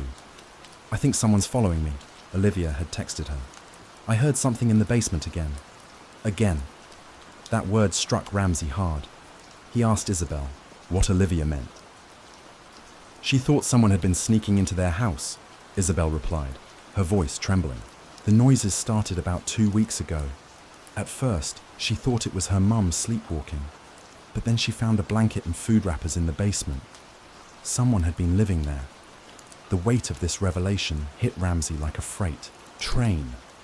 They had assumed the break-in had happened the night of the murder, but what if it had started long before? What if the killer had been inside the house for days, or even weeks, before striking? Ramsey immediately ordered another forensic sweep of the Gardner's basement. This time, the team went deeper, tearing into the walls, the insulation, checking for crawl spaces or hidden compartments. What they found chilled even the most seasoned of investigators. Behind a panel of drywall, someone had carved out a narrow crawl space, just big enough for a slender man to hide in. Inside were soiled blankets, a flashlight, food wrappers, and a small notebook filled with frantic, illegible scribbles and a Polaroid. It was Olivia, taken from outside her bedroom window 2 nights before the murder. The realization was devastating. The killer had been watching her, waiting, living among the walls like a phantom. This wasn't a random act. It was an obsession. The forensics team extracted hair and skin cells from the crawl space. DNA results would take days, but the investigation had entered a new, terrifying phase. Back at the station, Ramsey pulled every known sex offender record, drifter report, and missing person with ties to the area. One name stood out, Jason Lennox, a former handyman who had worked on several houses in Cold Creek the year before. Arrested for voyeurism and breaking and entering, but released due to procedural errors. No known address since. Ramsey remembered Olivia's dad had hired a handyman the previous summer. He pulled the permit records. The name matched. Jason Lennox had worked on the Gardner's back deck in August. The timeline now made sense. Lennox must have scoped out the home during his repairs, perhaps even planted the idea of returning later. The secluded location, the trusting family, the unlocked basement windows. They were vulnerable, and he took advantage. The town of Cold Creek spiraled into fear. Parents locked their windows and triple-checked the doors. For the first time in decades, the school board cancelled evening events. No one wanted their children out after dark. Then, 3 days later, a break came through. A tip from a trucker who had picked up a disheveled hitchhiker near Highway 212. The man was mumbling to himself, carrying a small black bag and a Polaroid camera. Said his name was Jason. The authorities located him just outside Eugene, Oregon. sleeping in a drainage pipe under an overpass. He was arrested without incident. Inside his bag were dozens of Polaroids. Girls, all taken from a distance. Most were unidentifiable, one wasn't. It was Olivia Gardner, brushing her hair, unaware of the camera lens peering through the window. Ramsey stood over Jason Lennox in the interrogation room, watching him shift nervously in his chair, hands trembling despite being cuffed. "You watched her for weeks," Ramsey said quietly. "You lived in her house. You knew her patterns, her voice, her laugh. You killed her, didn't you?" Jason stared at the floor, his lips twitching into a slight smile. "She saw me," he whispered. "She looked right at me that night. That's how I knew it was time." When the DNA results came back, they confirmed what Ramsey already knew. Jason Lennox's DNA matched the samples in the crawl space. The murder weapon, a folding blade, was found buried in the woods near the property, his fingerprints still on the hilt. Olivia's funeral took place on a windswept Saturday, the entire town lining the streets in a procession of grief. Charlotte, still recovering from her injuries, attended in a wheelchair, her face pale but determined. She held Olivia's photo tightly against her chest, tears falling in silence. Cold Creek would never be the same, but they had their answers now. As for Isabel Walsh, she returned to school months later, quieter, older somehow. She never spoke publicly about Olivia again, but every year on the anniversary of her death, she left a single daisy on the steps of the Gardner home. And Noah? He moved away the following spring, joined the military. Some said it was guilt, others said it was a need for redemption. He never came back. Detective Ramsey eventually closed the case file and locked it away, but he never forgot the image of the basement crawl space, the quiet presence of evil hiding just out of sight. Sometimes, it's not the strangers you meet on dark roads or in parking lots that you need to fear. It's the ones already inside, watching from the shadows. The days following Jason Lennox's arrest bled together into a murky haze of press conferences, autopsy reports, and trauma counseling sessions. Cold Creek, a town once best known for its maple syrup festival and the warmth of neighbors who, left their doors unlocked, had become the epicenter of a national horror story. News vans lined the streets like vultures, eager to dissect every painful detail of Olivia Gardner's final moments. Detective Ramsey watched the chaos unfold from the quiet sanctuary of his office, blinds half closed, phone on silent. He had solved the case, brought the killer in, and delivered the town its much-demanded justice.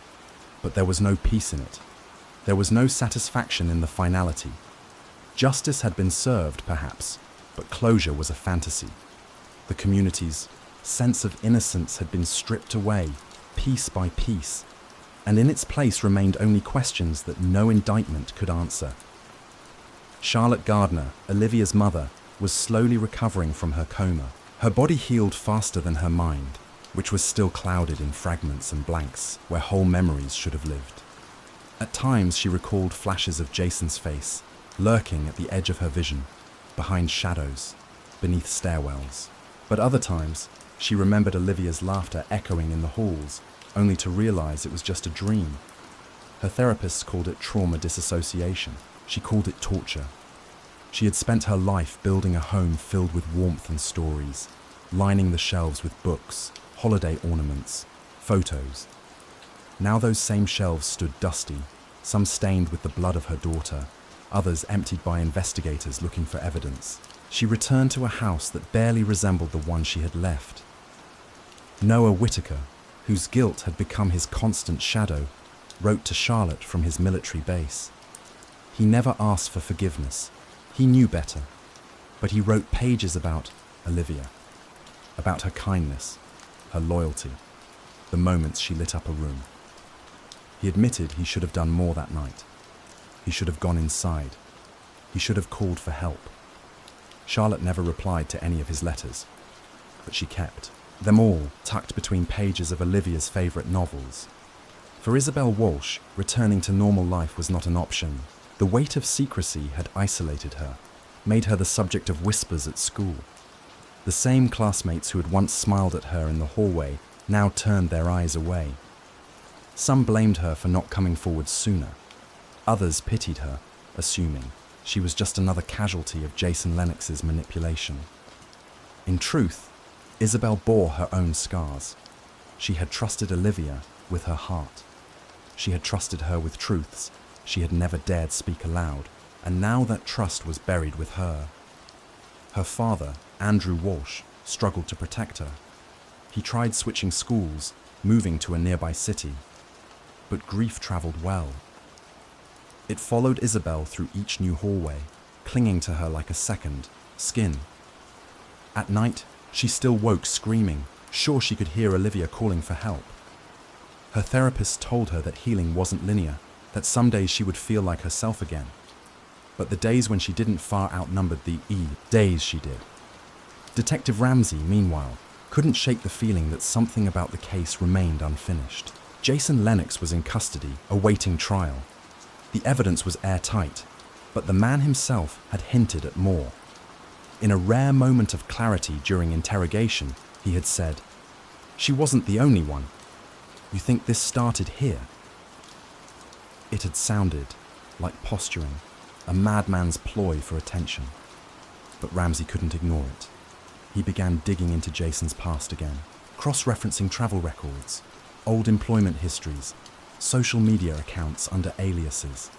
He discovered that Jason had worked briefly in towns up and down the West Coast, always under short contracts, always leaving just before something terrible happened. In Tacoma, a teenage girl went missing after reporting strange noises in her home. In Eureka, a woman found photographs of herself taped under her porch steps. In none of these cases had Jason been questioned. Until now. Ramsey reached out to detectives in those cities. Some had open cases that sounded eerily similar to Olivia's. Others had given up long ago, chalking it up to runaways or flukes. Ramsey sent the details he had, urging them to re-examine the art files. If Jason Lennox had been doing this for years, then Olivia wasn't just a tragedy. She was a pattern. And she might not have been the last. The media frenzy eventually died down. Reporters moved on to fresher horrors. Cold Creek was left to stitch itself back together in silence. But the cracks were deep. Churches offered group, counseling. Schools held assemblies about safety and mental health. Some families moved away entirely, unable to live with the memories. Others chose to stay, to rebuild, to honor Olivia by not letting fear win. Charlotte eventually returned to the library. She found solace in the quiet rhythm of cataloguing books, the scent of old paper, the soft shuffling of pages. Children still came in, wide-eyed and curious, reminding her of Olivia at that age. She never spoke about what happened, but she began curating a special shelf. Books Olivia had loved, with handwritten notes from her journals inside. It became known as Olivia's Shelf, and over time, it turned into a place of quiet healing for the town. Ramsey continued his work, now with more caution, more attention to the subtleties of human behavior. He learned to listen better. He learned that evil didn't always wear a mask. Sometimes it walked among them, unnoticed. He kept Olivia's file on his desk, even after the court sentenced Jason Lennox to life without parole. He knew that the final chapter wasn't always the end of the story. As winter arrived, Cold Creek saw its first snowfall. The town square lit up with holiday decorations, and for a moment, it almost felt normal again. At the center of the park, a small memorial stood beneath a maple tree, a plaque with Olivia's name, surrounded by flowers, candles, and a photo of her laughing in the sunlight. On Christmas Eve, a group of high schoolers gathered there, singing carols. Among them was Isabel, her voice quiet but steady. The town had learned that darkness could live in plain sight, but it had also learned how to survive it. Justice, in the end, wasn't just about trials and verdicts. It was about memory. It was about the stories we tell, the names we refuse to let disappear. And in Cold Creek, Olivia Gardner's name would never be forgotten. No one in the courtroom could take their eyes off Daniel as he sat silently, the weight of his secrets finally pushing him toward collapse. The trial had become more than just a legal proceeding. It had transformed into an unraveling of human fragility, the dissection of choices made in the shadows, and the sobering cost of silence.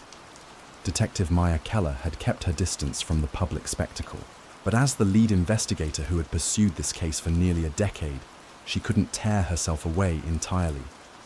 She watched from the back, hidden under the brim of a cap, feeling the gravity of everything they had uncovered. Every word spoken on the stand brought back the long hours, the dead ends, and the impossible puzzle that slowly, piece by piece, began to make sense. The district attorney, Gregory Lang, paced before the jury like a conductor ready to cue his orchestra. He knew that this wasn't just about proving facts. It was about painting a picture so vivid that no one in that jury box would be able to sleep without seeing the horrors Daniel had set into motion. "Ladies and gentlemen," Lang began, his voice low, deliberate, and heavy with emotion. "This isn't just a case of a broken man. It's a case about responsibility, about choices, and about the innocent lives shattered because someone decided his pain mattered more than the truth." He glanced toward Emma's family, her mother clutching a photo of her daughter, taken 2 weeks before her disappearance, her father with his arms crossed tight across his chest as if trying to hold himself together. Lang continued, "Daniel Blake was not a bystander. He was not a victim of circumstance. He was a man who witnessed cruelty, who could have spoken up, who could have saved lives. But instead, he remained silent." The courtroom fell still, the kind of stillness that made every breath feel loud. Lang let the silence stretch, allowing the weight of his words to settle. And when he finally did speak, it was too late. Outside the courthouse, crowds had gathered, some out of curiosity, some in solidarity, and others out of sheer disbelief that something so vile could have brewed for so long in the heart of their quiet town. News vans parked bumper to bumper, broadcasting every revelation to a nation that couldn't look away. Social media exploded with speculation, theories, and outrage. True crime enthusiasts dissected every detail, every gesture, every crack in Daniel's voice. Back inside, the defense attorney, a sharp, calculating woman named Vanessa Reed, rose from her seat. She was poised, composed, but her eyes revealed exhaustion. This wasn't a case she wanted to take, but she had believed everyone deserved representation. Even someone like Daniel. "Mr. Blake may have made mistakes," she said, scanning the room. "But he did not take those lives. He did not kill Emma, or Grace, or the others. That responsibility falls on someone else. You must remember that before passing judgment." But even as she spoke, her tone lacked conviction. It was clear to everyone that Daniel's inaction had cost people dearly, and no legal argument could wash that away. On the stand, Daniel sat with trembling hands. When asked if he had anything to say, he paused. A long pause, one that made the entire courtroom lean in. "I can't take it back," he finally whispered. "If I had just told someone, if I had stopped him when I had the chance, maybe Emma would be here. Maybe they all would be. I was afraid, but my fear doesn't matter anymore. What matters is that I let it happen." Tears ran down his cheeks. He wasn't crying for himself, but for the lives he couldn't save. The words weren't rehearsed. They weren't crafted for sympathy. They were raw, stripped of excuses, stripped of pretense. The judge called for a recess, allowing the courtroom a chance to breathe. People filed out into the hallway, whispering, crying, shaking their heads in disbelief. Detective Keller didn't move. She sat frozen in the back row, Daniel's words still echoing in her mind. They reminded her of all the nights she had spent, staring at Emma's photo, wondering what kind of monster could take a child and vanish without a trace. Now she knew. The monster wore the face of a neighbor, a family friend, and the silence of another man had given him cover. She remembered knocking on Daniel's door 2 years into the investigation. He had seemed nervous, but not unusually so, He told her he hadn't seen anything, that Emma was just a sweet kid who'd often walked past his house. There was nothing suspicious, he had said, nothing to report. But now, all of that seemed like an act. A rehearsed lie told to protect a secret too horrifying to share. In the weeks that followed, new evidence came to light. With Daniel's confession, investigators returned to the property that had once belonged to Richard Ellery, the man Daniel had protected. They brought forensic teams, dogs, and ground-penetrating radar. What they found was more than anyone could have imagined. Behind the shed, buried deep beneath layers of soil, were the remains of at least 2 additional victims. Children who had gone missing from nearby towns years prior, their cases long cold. The confirmation that Ellery had been a serial predator hit the community like a second earthquake. Reporters revisited the story with a renewed sense of urgency. The silent accomplice became the headline across multiple outlets. Documentaries were pitched. Podcasts began tracing Daniel's past, trying to understand how a man who seemed so ordinary could live with such a truth for so long. In jail, Daniel stopped eating. He refused visitors. He wrote long letters addressed to the families of the victims, though few accepted them. Most were returned unopened, others were burned.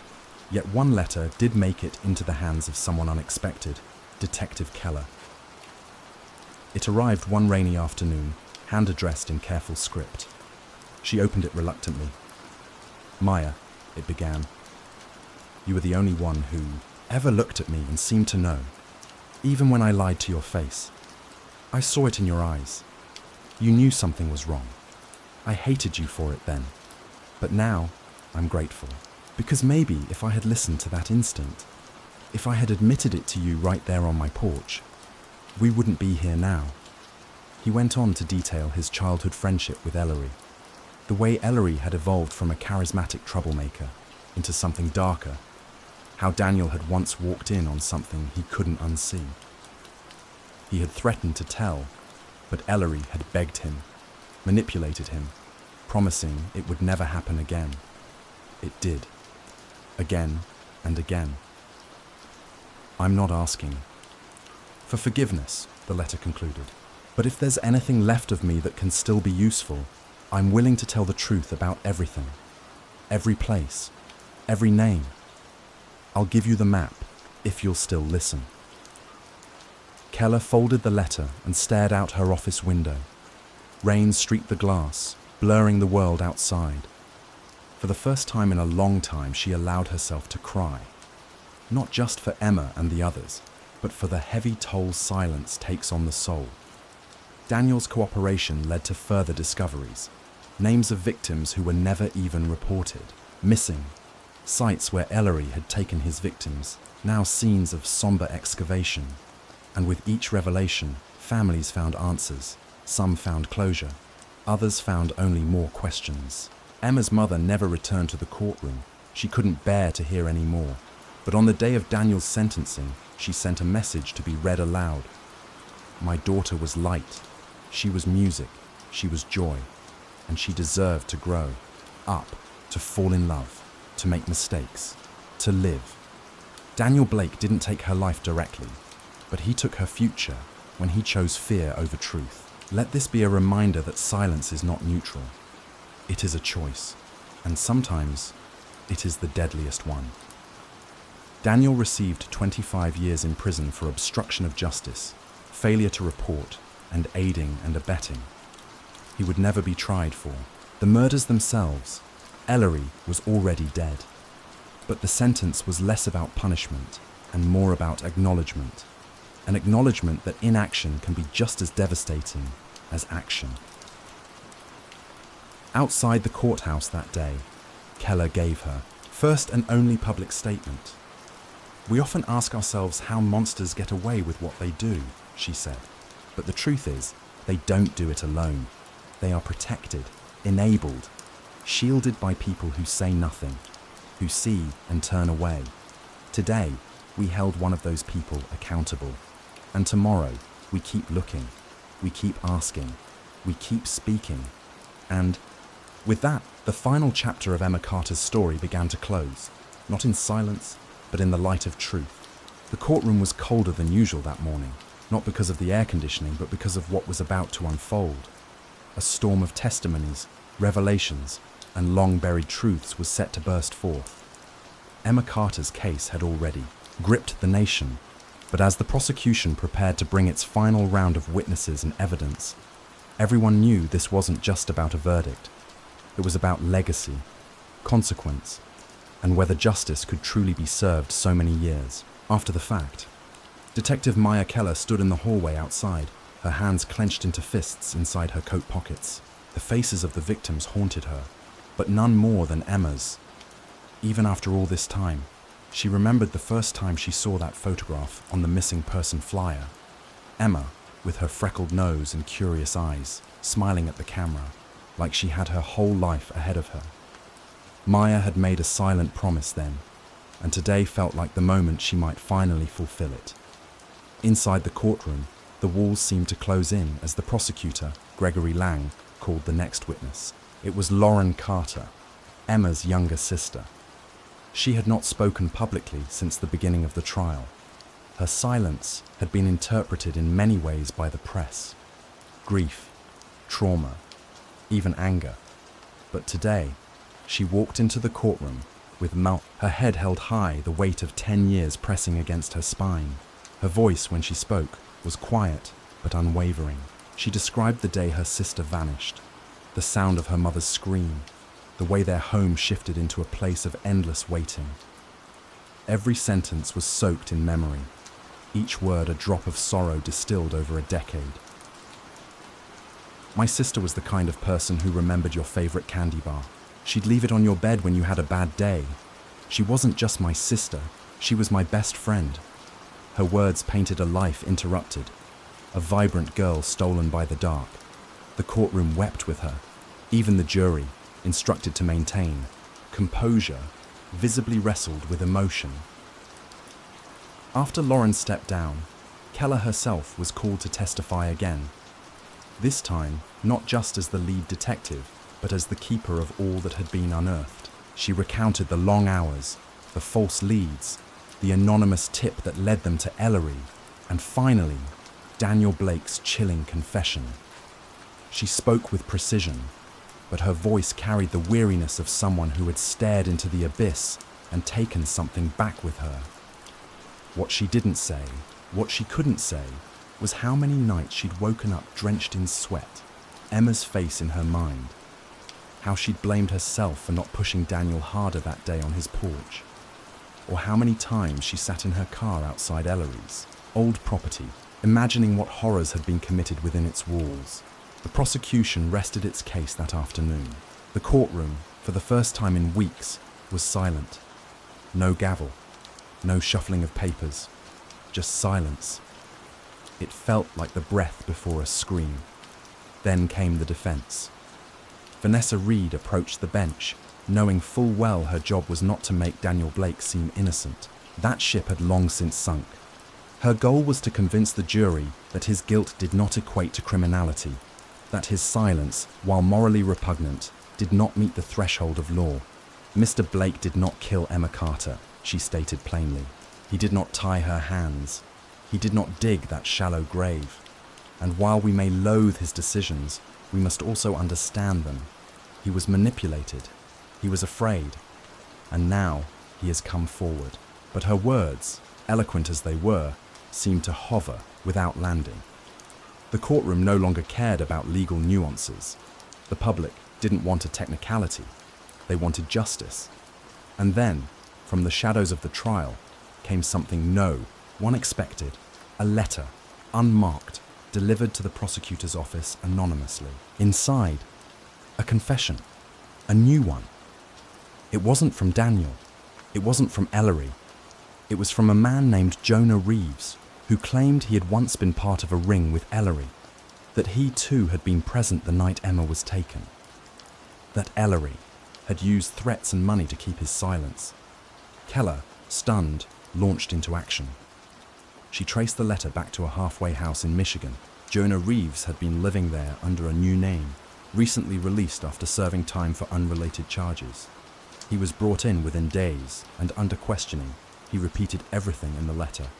Names, locations, details only someone involved could know.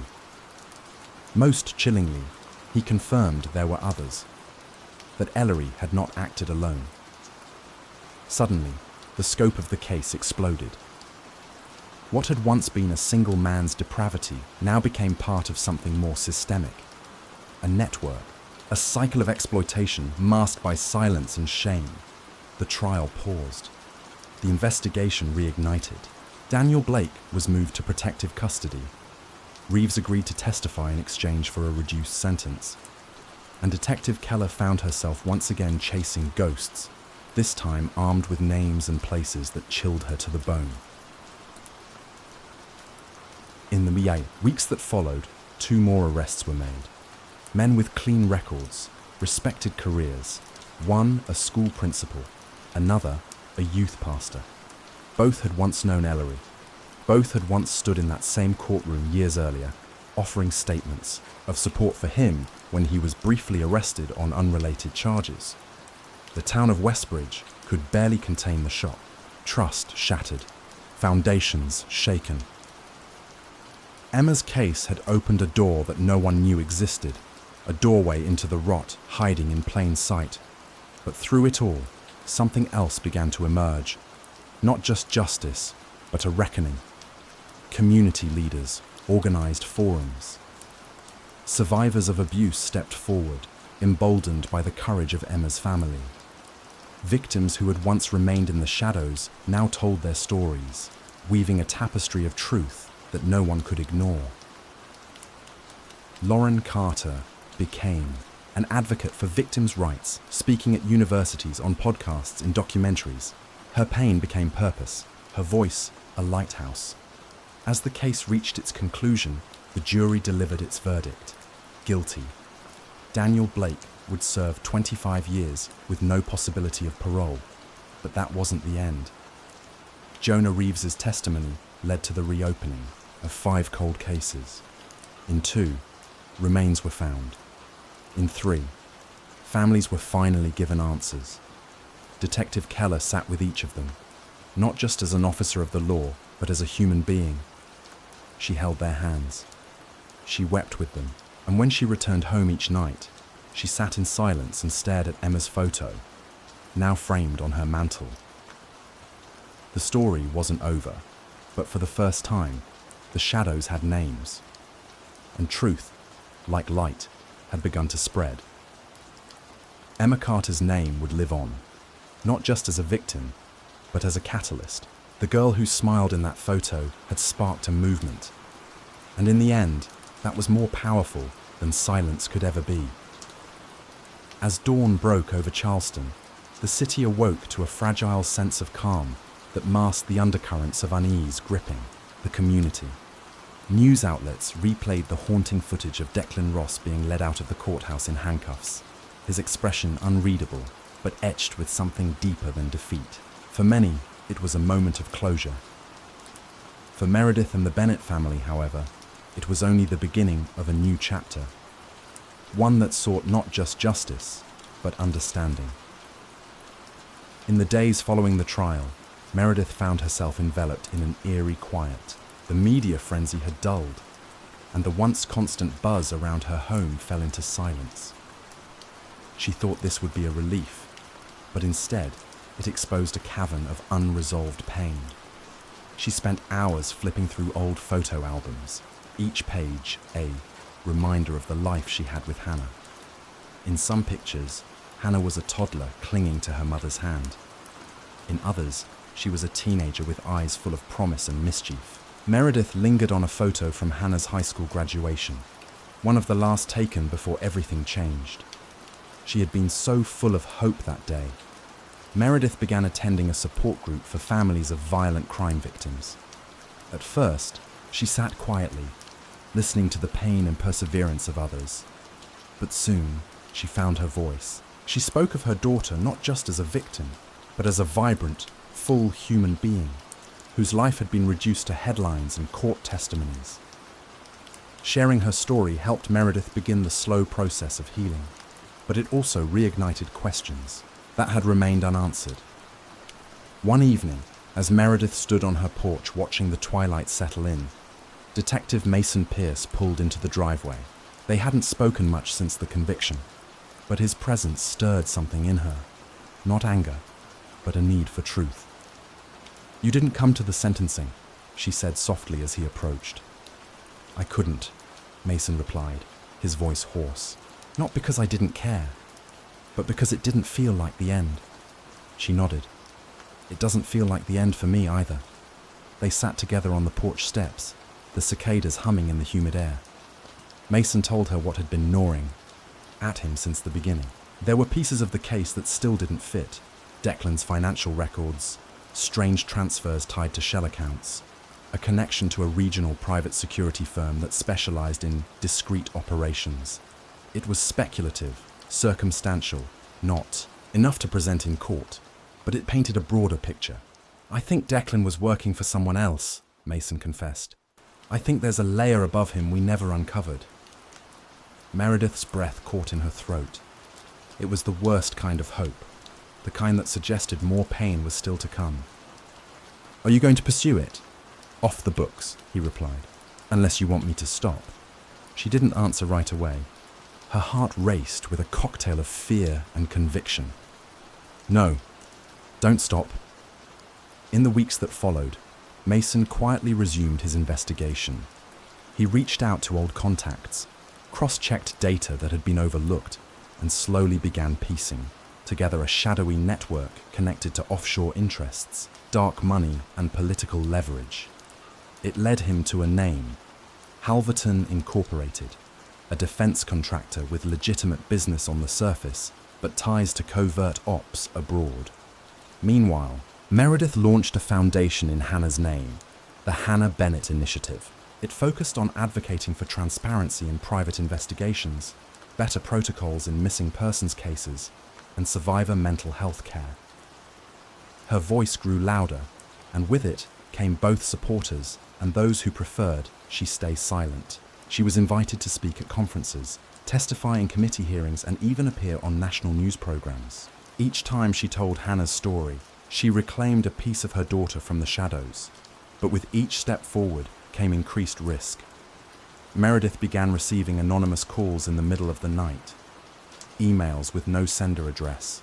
A brick was thrown through her living room window one early morning. Police investigated, but no evidence ever surfaced. Still, she refused to back down. The more someone tried to silence her, the more determined she became. Mason, too, faced resistance. One of his contacts, a federal agent stationed out of DC, warned him to tread carefully. "You're poking at a hornet's nest," he said. "Halverton has reach, and they don't like loose ends."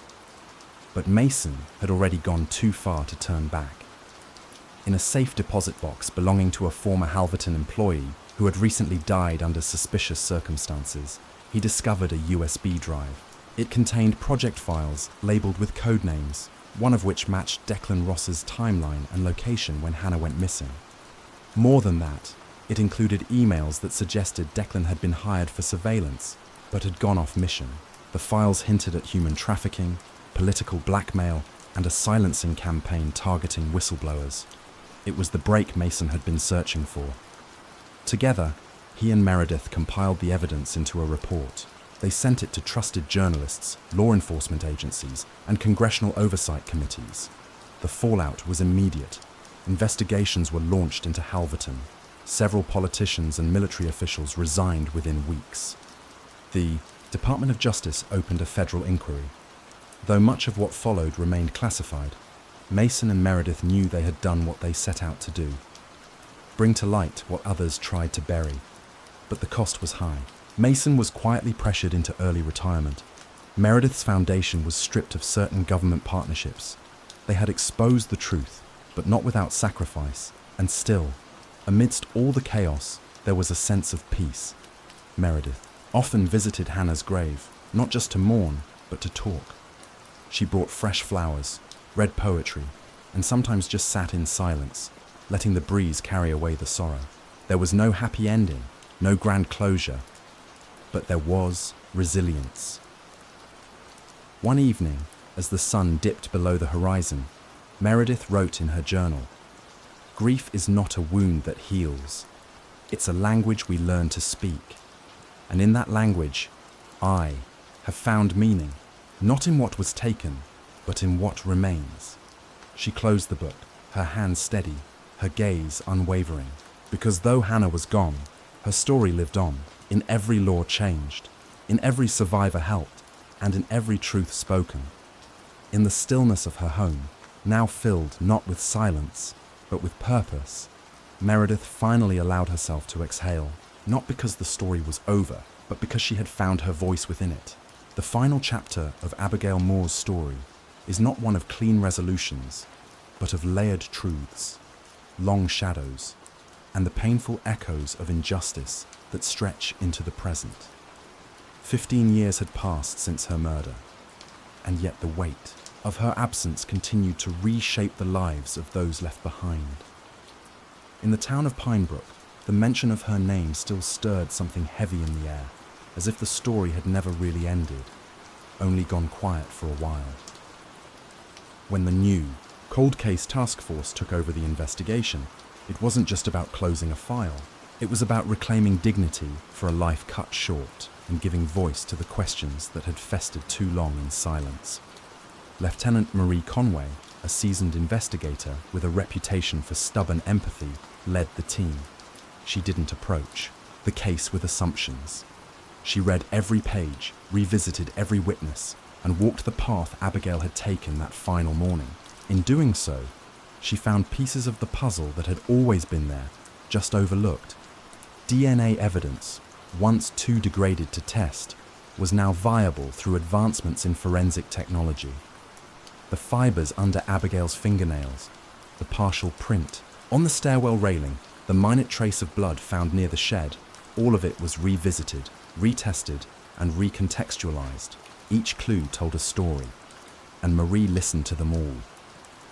The breakthrough came not in a lab, but in a nursing home, where an ailing man named Jonathan Reed lay confined to a hospital bed, living in the fog of early dementia. He had been a neighbor of the Moores back then, quiet, helpful, largely invisible to the community, but a nurse overheard him mumbling one night about the girl in the woods and the shed door creaking like a broken promise. It was enough to prompt a welfare check. Under questioning, Jonathan's memory ebbed and flowed like the tide, but what he did recall chilled even the most seasoned officers. He remembered the sound of Abigail crying. He remembered someone dragging something heavy across gravel. He remembered a young man, not from the neighborhood, arguing with Abigail days before she disappeared. When police began cross-referencing known associates of Abigail and possible strangers in the area, they returned to a forgotten name: Levi Grant. A drifter with a short temper and a past littered with minor offenses, Levi had done construction work nearby the summer Abigail died. Back then, he had been questioned briefly, but dismissed when his alibi checked out. But now, with fresh evidence and an anonymous tip unearthed from a hotline call the year after the murder, they took another look. What they found changed everything. Levi had left the state shortly after Abigail's death. He'd lived under aliases, moved across 6 different states, and had been arrested twice, once for assault, once for unlawful confinement. But both cases were dropped due to lack of evidence or victim cooperation. When investigators finally tracked him down in rural Arizona, they brought him in quietly. During interrogation, Levi denied everything, but DNA never lies. A match was found on a torn piece of Abigail's shirt that had been recovered, forgotten, in an evidence locker. Coupled with new testimony from a former friend of Levi's, who admitted Levi had confessed during a drunken breakdown years ago, the case was sealed. He was extradited, charged, and faced trial. The courtroom was a collision of sorrow and long-delayed justice. Abigail's parents, now greyer and thinner, sat side by side in the front row, hands clasped tightly. Her younger brother Ben, now a man with his own children, testified about the sister he lost and the gaping hole her death left in their family. Even Abigail's childhood best friend, Sarah, stood in court and read a letter she had written the day after the funeral, but never had the strength to say aloud. It was raw, it was honest, and it broke the room. Levi showed no emotion. His silence felt less like denial and more like defeat, or perhaps the slow realization that time does not erase truth. The jury found him guilty on all counts, yet justice, as it turned out, was not a balm. It did not erase the years of silence or heal the pain of those who lived without answers. Abigail's story, while now closed in legal terms, continued to live in the spaces where grief resided. Her name was etched into a memorial in the town square, where sunflowers bloomed each summer, her favorite. A scholarship in her name sent a student to college each year, and her journals, once filled with youthful wonder, were preserved in the local library for others to draw strength from. Lieutenant Conway stepped away from the case with quiet pride, knowing it would be one of the last in her long career. But she also knew this case changed her, not because it was solved, but because it reminded her of the responsibility we have, to the stories we carry. She often said, "Closure is a myth. What we get is clarity, and with clarity comes the courage to continue." In the end, Abigail Moore became more than a victim. She became a reminder of the fragility of life, the persistence of truth, and the unbreakable will of a community to remember, to fight, and to honor. Her story may have ended, but the light she carried sparked 1,000 quiet acts of courage in others. And to those still listening, still seeking, still hoping, may her story remind you that no matter how long it takes, truth is worth waiting for. Thank you for staying with us through this haunting, deeply human journey. If you found value in Abigail's story, please consider subscribing to our channel. Your support helps us continue sharing powerful true crime stories like this one. Stories that deserve to be heard, remembered, and carried forward. Until next time, rest easy and stay safe. As the dust of courtroom gavel strikes faded into echoes and the news headlines moved on to the next sensational case, those left behind in the aftermath of the Westerdale tragedy tried to reclaim what fragments of normalcy remained. For Evelyn Hart's family, however, the definition of normal had been irreversibly rewritten. Each day became an exercise in endurance. Nora, Evelyn's mother, had found herself navigating life like a ship without sails, adrift, exhausted, and guided only by memory and grief. For weeks after the sentencing of Daniel Rains, she would sit by the window of her living room, staring out at the street where Evelyn used to ride her bike, where laughter once echoed in the wind. The swing in the front yard now creaked only, with the whisper of wind, not the joyful shouts of childhood. Liam, Evelyn's younger brother, had grown quieter. At only 10 years old, the concept of murder and justice was foreign, confusing, and horrifying. He had once idolized Daniel as the cool, older neighbor who gave him baseball tips and shared ice cream on summer days. The betrayal he felt lodged in his chest like a splinter too deep to remove. Therapy became a necessity, not just for Liam, but for the entire Hart family, as they faced the monumental task of healing. Outside the Hart household, the town of Westerdale remained haunted. Though justice had been served on paper, residents found themselves unable to escape the echoes of what had unfolded among them. Parents grew more cautious, locking doors that had once remained open, watching their children with unease, their eyes scanning for shadows even under the sun. Trust, once given freely in their tight-knit community, had been eroded. Detective Maria Olson, who had spearheaded the investigation, received a commendation from the governor's office for her relentless pursuit of the truth. Yet she could not bring herself to feel triumphant. She attended Evelyn's funeral in plain clothes, standing quietly in the back. She watched as the small white coffin was lowered into the earth and felt the familiar sting of powerlessness. No amount of evidence, no perfectly executed arrest, could ever bring back the little girl with dreams of becoming a vet. Daniel Rains, confined to a maximum security penitentiary, quickly faded from public discourse. But within the prison walls, he became a pariah. Even among the hardened criminals, a child killer was a category apart. He was moved to protective custody, where he spent 23 hours a day in solitary confinement. The man who had once moved through Westerdale as a neighbour, a trusted family friend, now knew nothing but concrete walls and the torment of guilt he could not silence. Yet the story did not truly end with the gavel strike or the prison gates. Months later, a journalist named Carmen Bell, known for her investigative pieces on justice and reform, began to write a long-form exposé on the case. Unlike the sensational news blurbs that had dominated the airwaves in the days after Evelyn's disappearance, Carmen sought to explore the roots of what had happened, how a respected man became a murderer, and how a community had allowed the signs to go unnoticed. She interviewed nearly everyone connected to the case: the Hart family, Detective Olson, teachers, classmates, and even Daniel's estranged younger sister, Amanda. What emerged was not a justification, but a chilling portrait of a man unraveling under layers of trauma, obsession, and suppressed rage.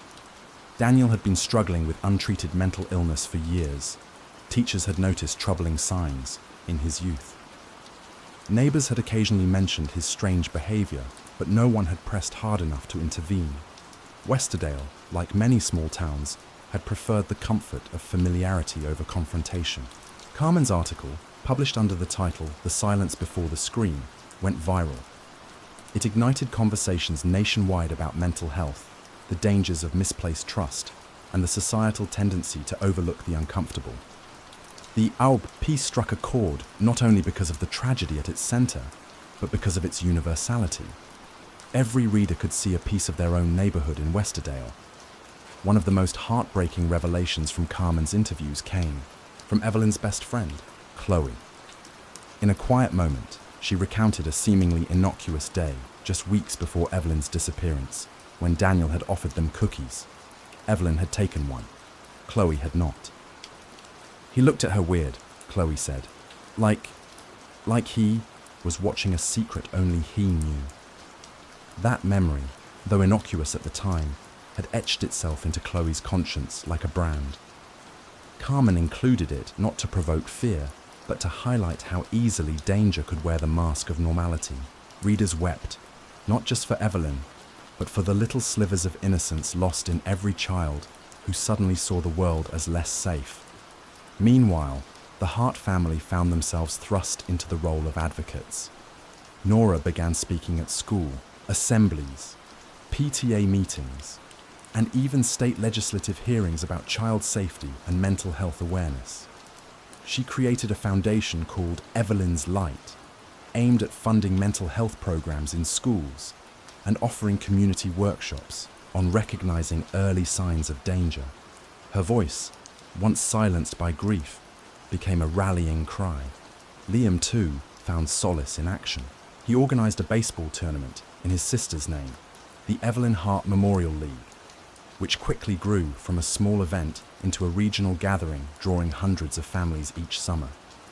The field where they had once played became a place of remembrance, unity, and hope. On the one-year anniversary of Evelyn's death, the community gathered at dusk to hold a candlelight vigil. As hundreds of candles flickered in the night, Nora took to the podium. Her voice trembled at first, but then steadied. 1 year ago, our lives changed forever. 1 year ago, a light was taken from this world.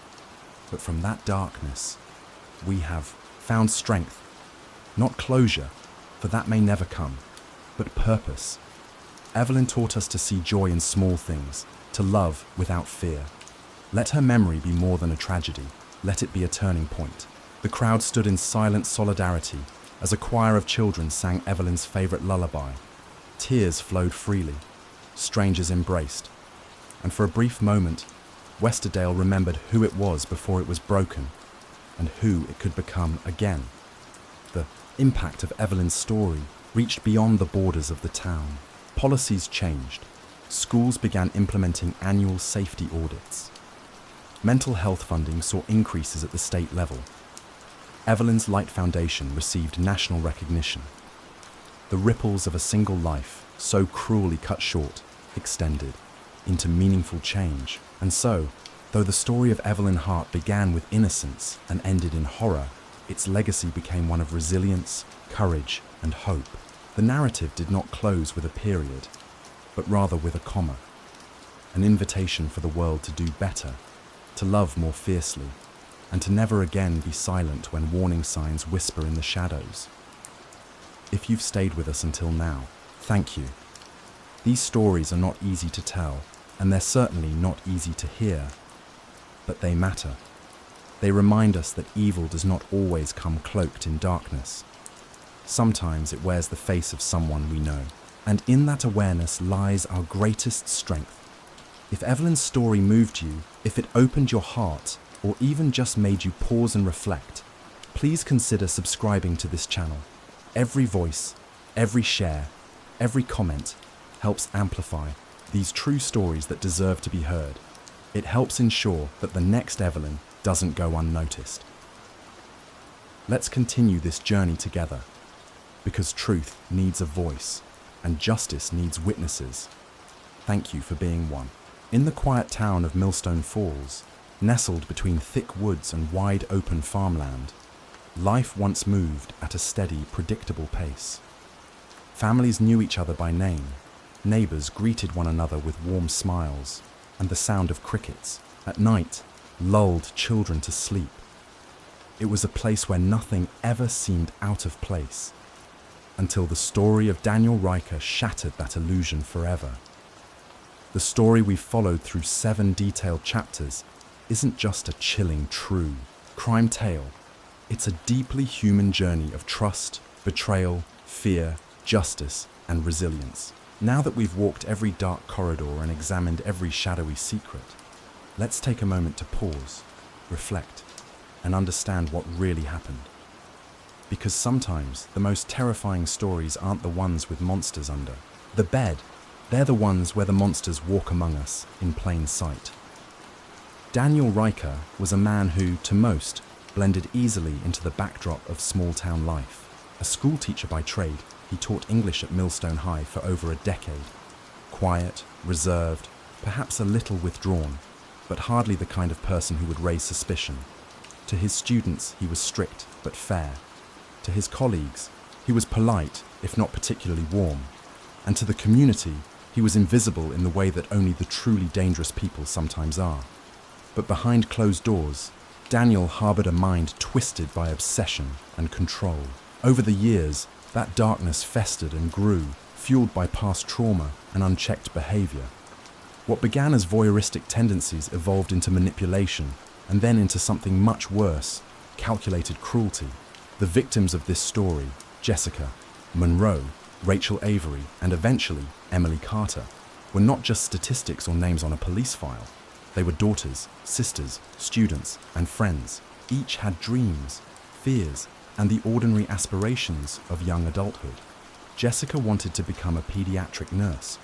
Rachel was an artist who dreamed of moving to New York. Emily had a love for writing and spent weekends journaling in cafes, downtown.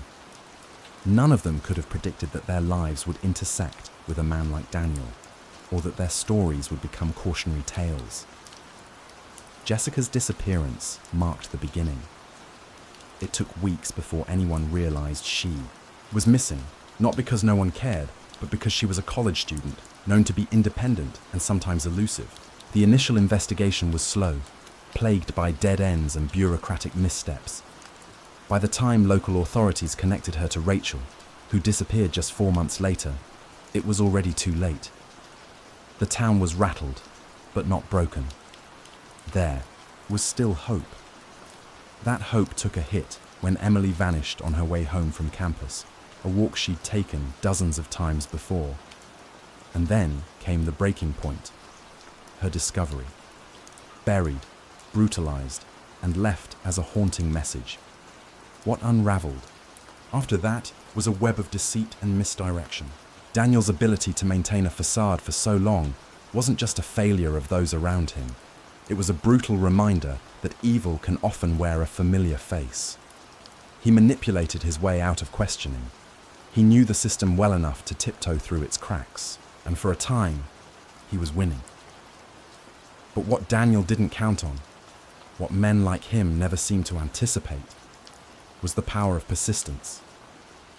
Detective Marla Griggs, weary but relentless, refused to let the case go cold. Her instincts, paired with advancements in forensic science and digital tracing, helped break the silence that Daniel had relied on for so long. When the dam finally broke, it did so with force. Evidence came to light, testimony from past acquaintances surfaced, and Daniel was finally unmasked for who he truly was. His trial was painful, especially for the families.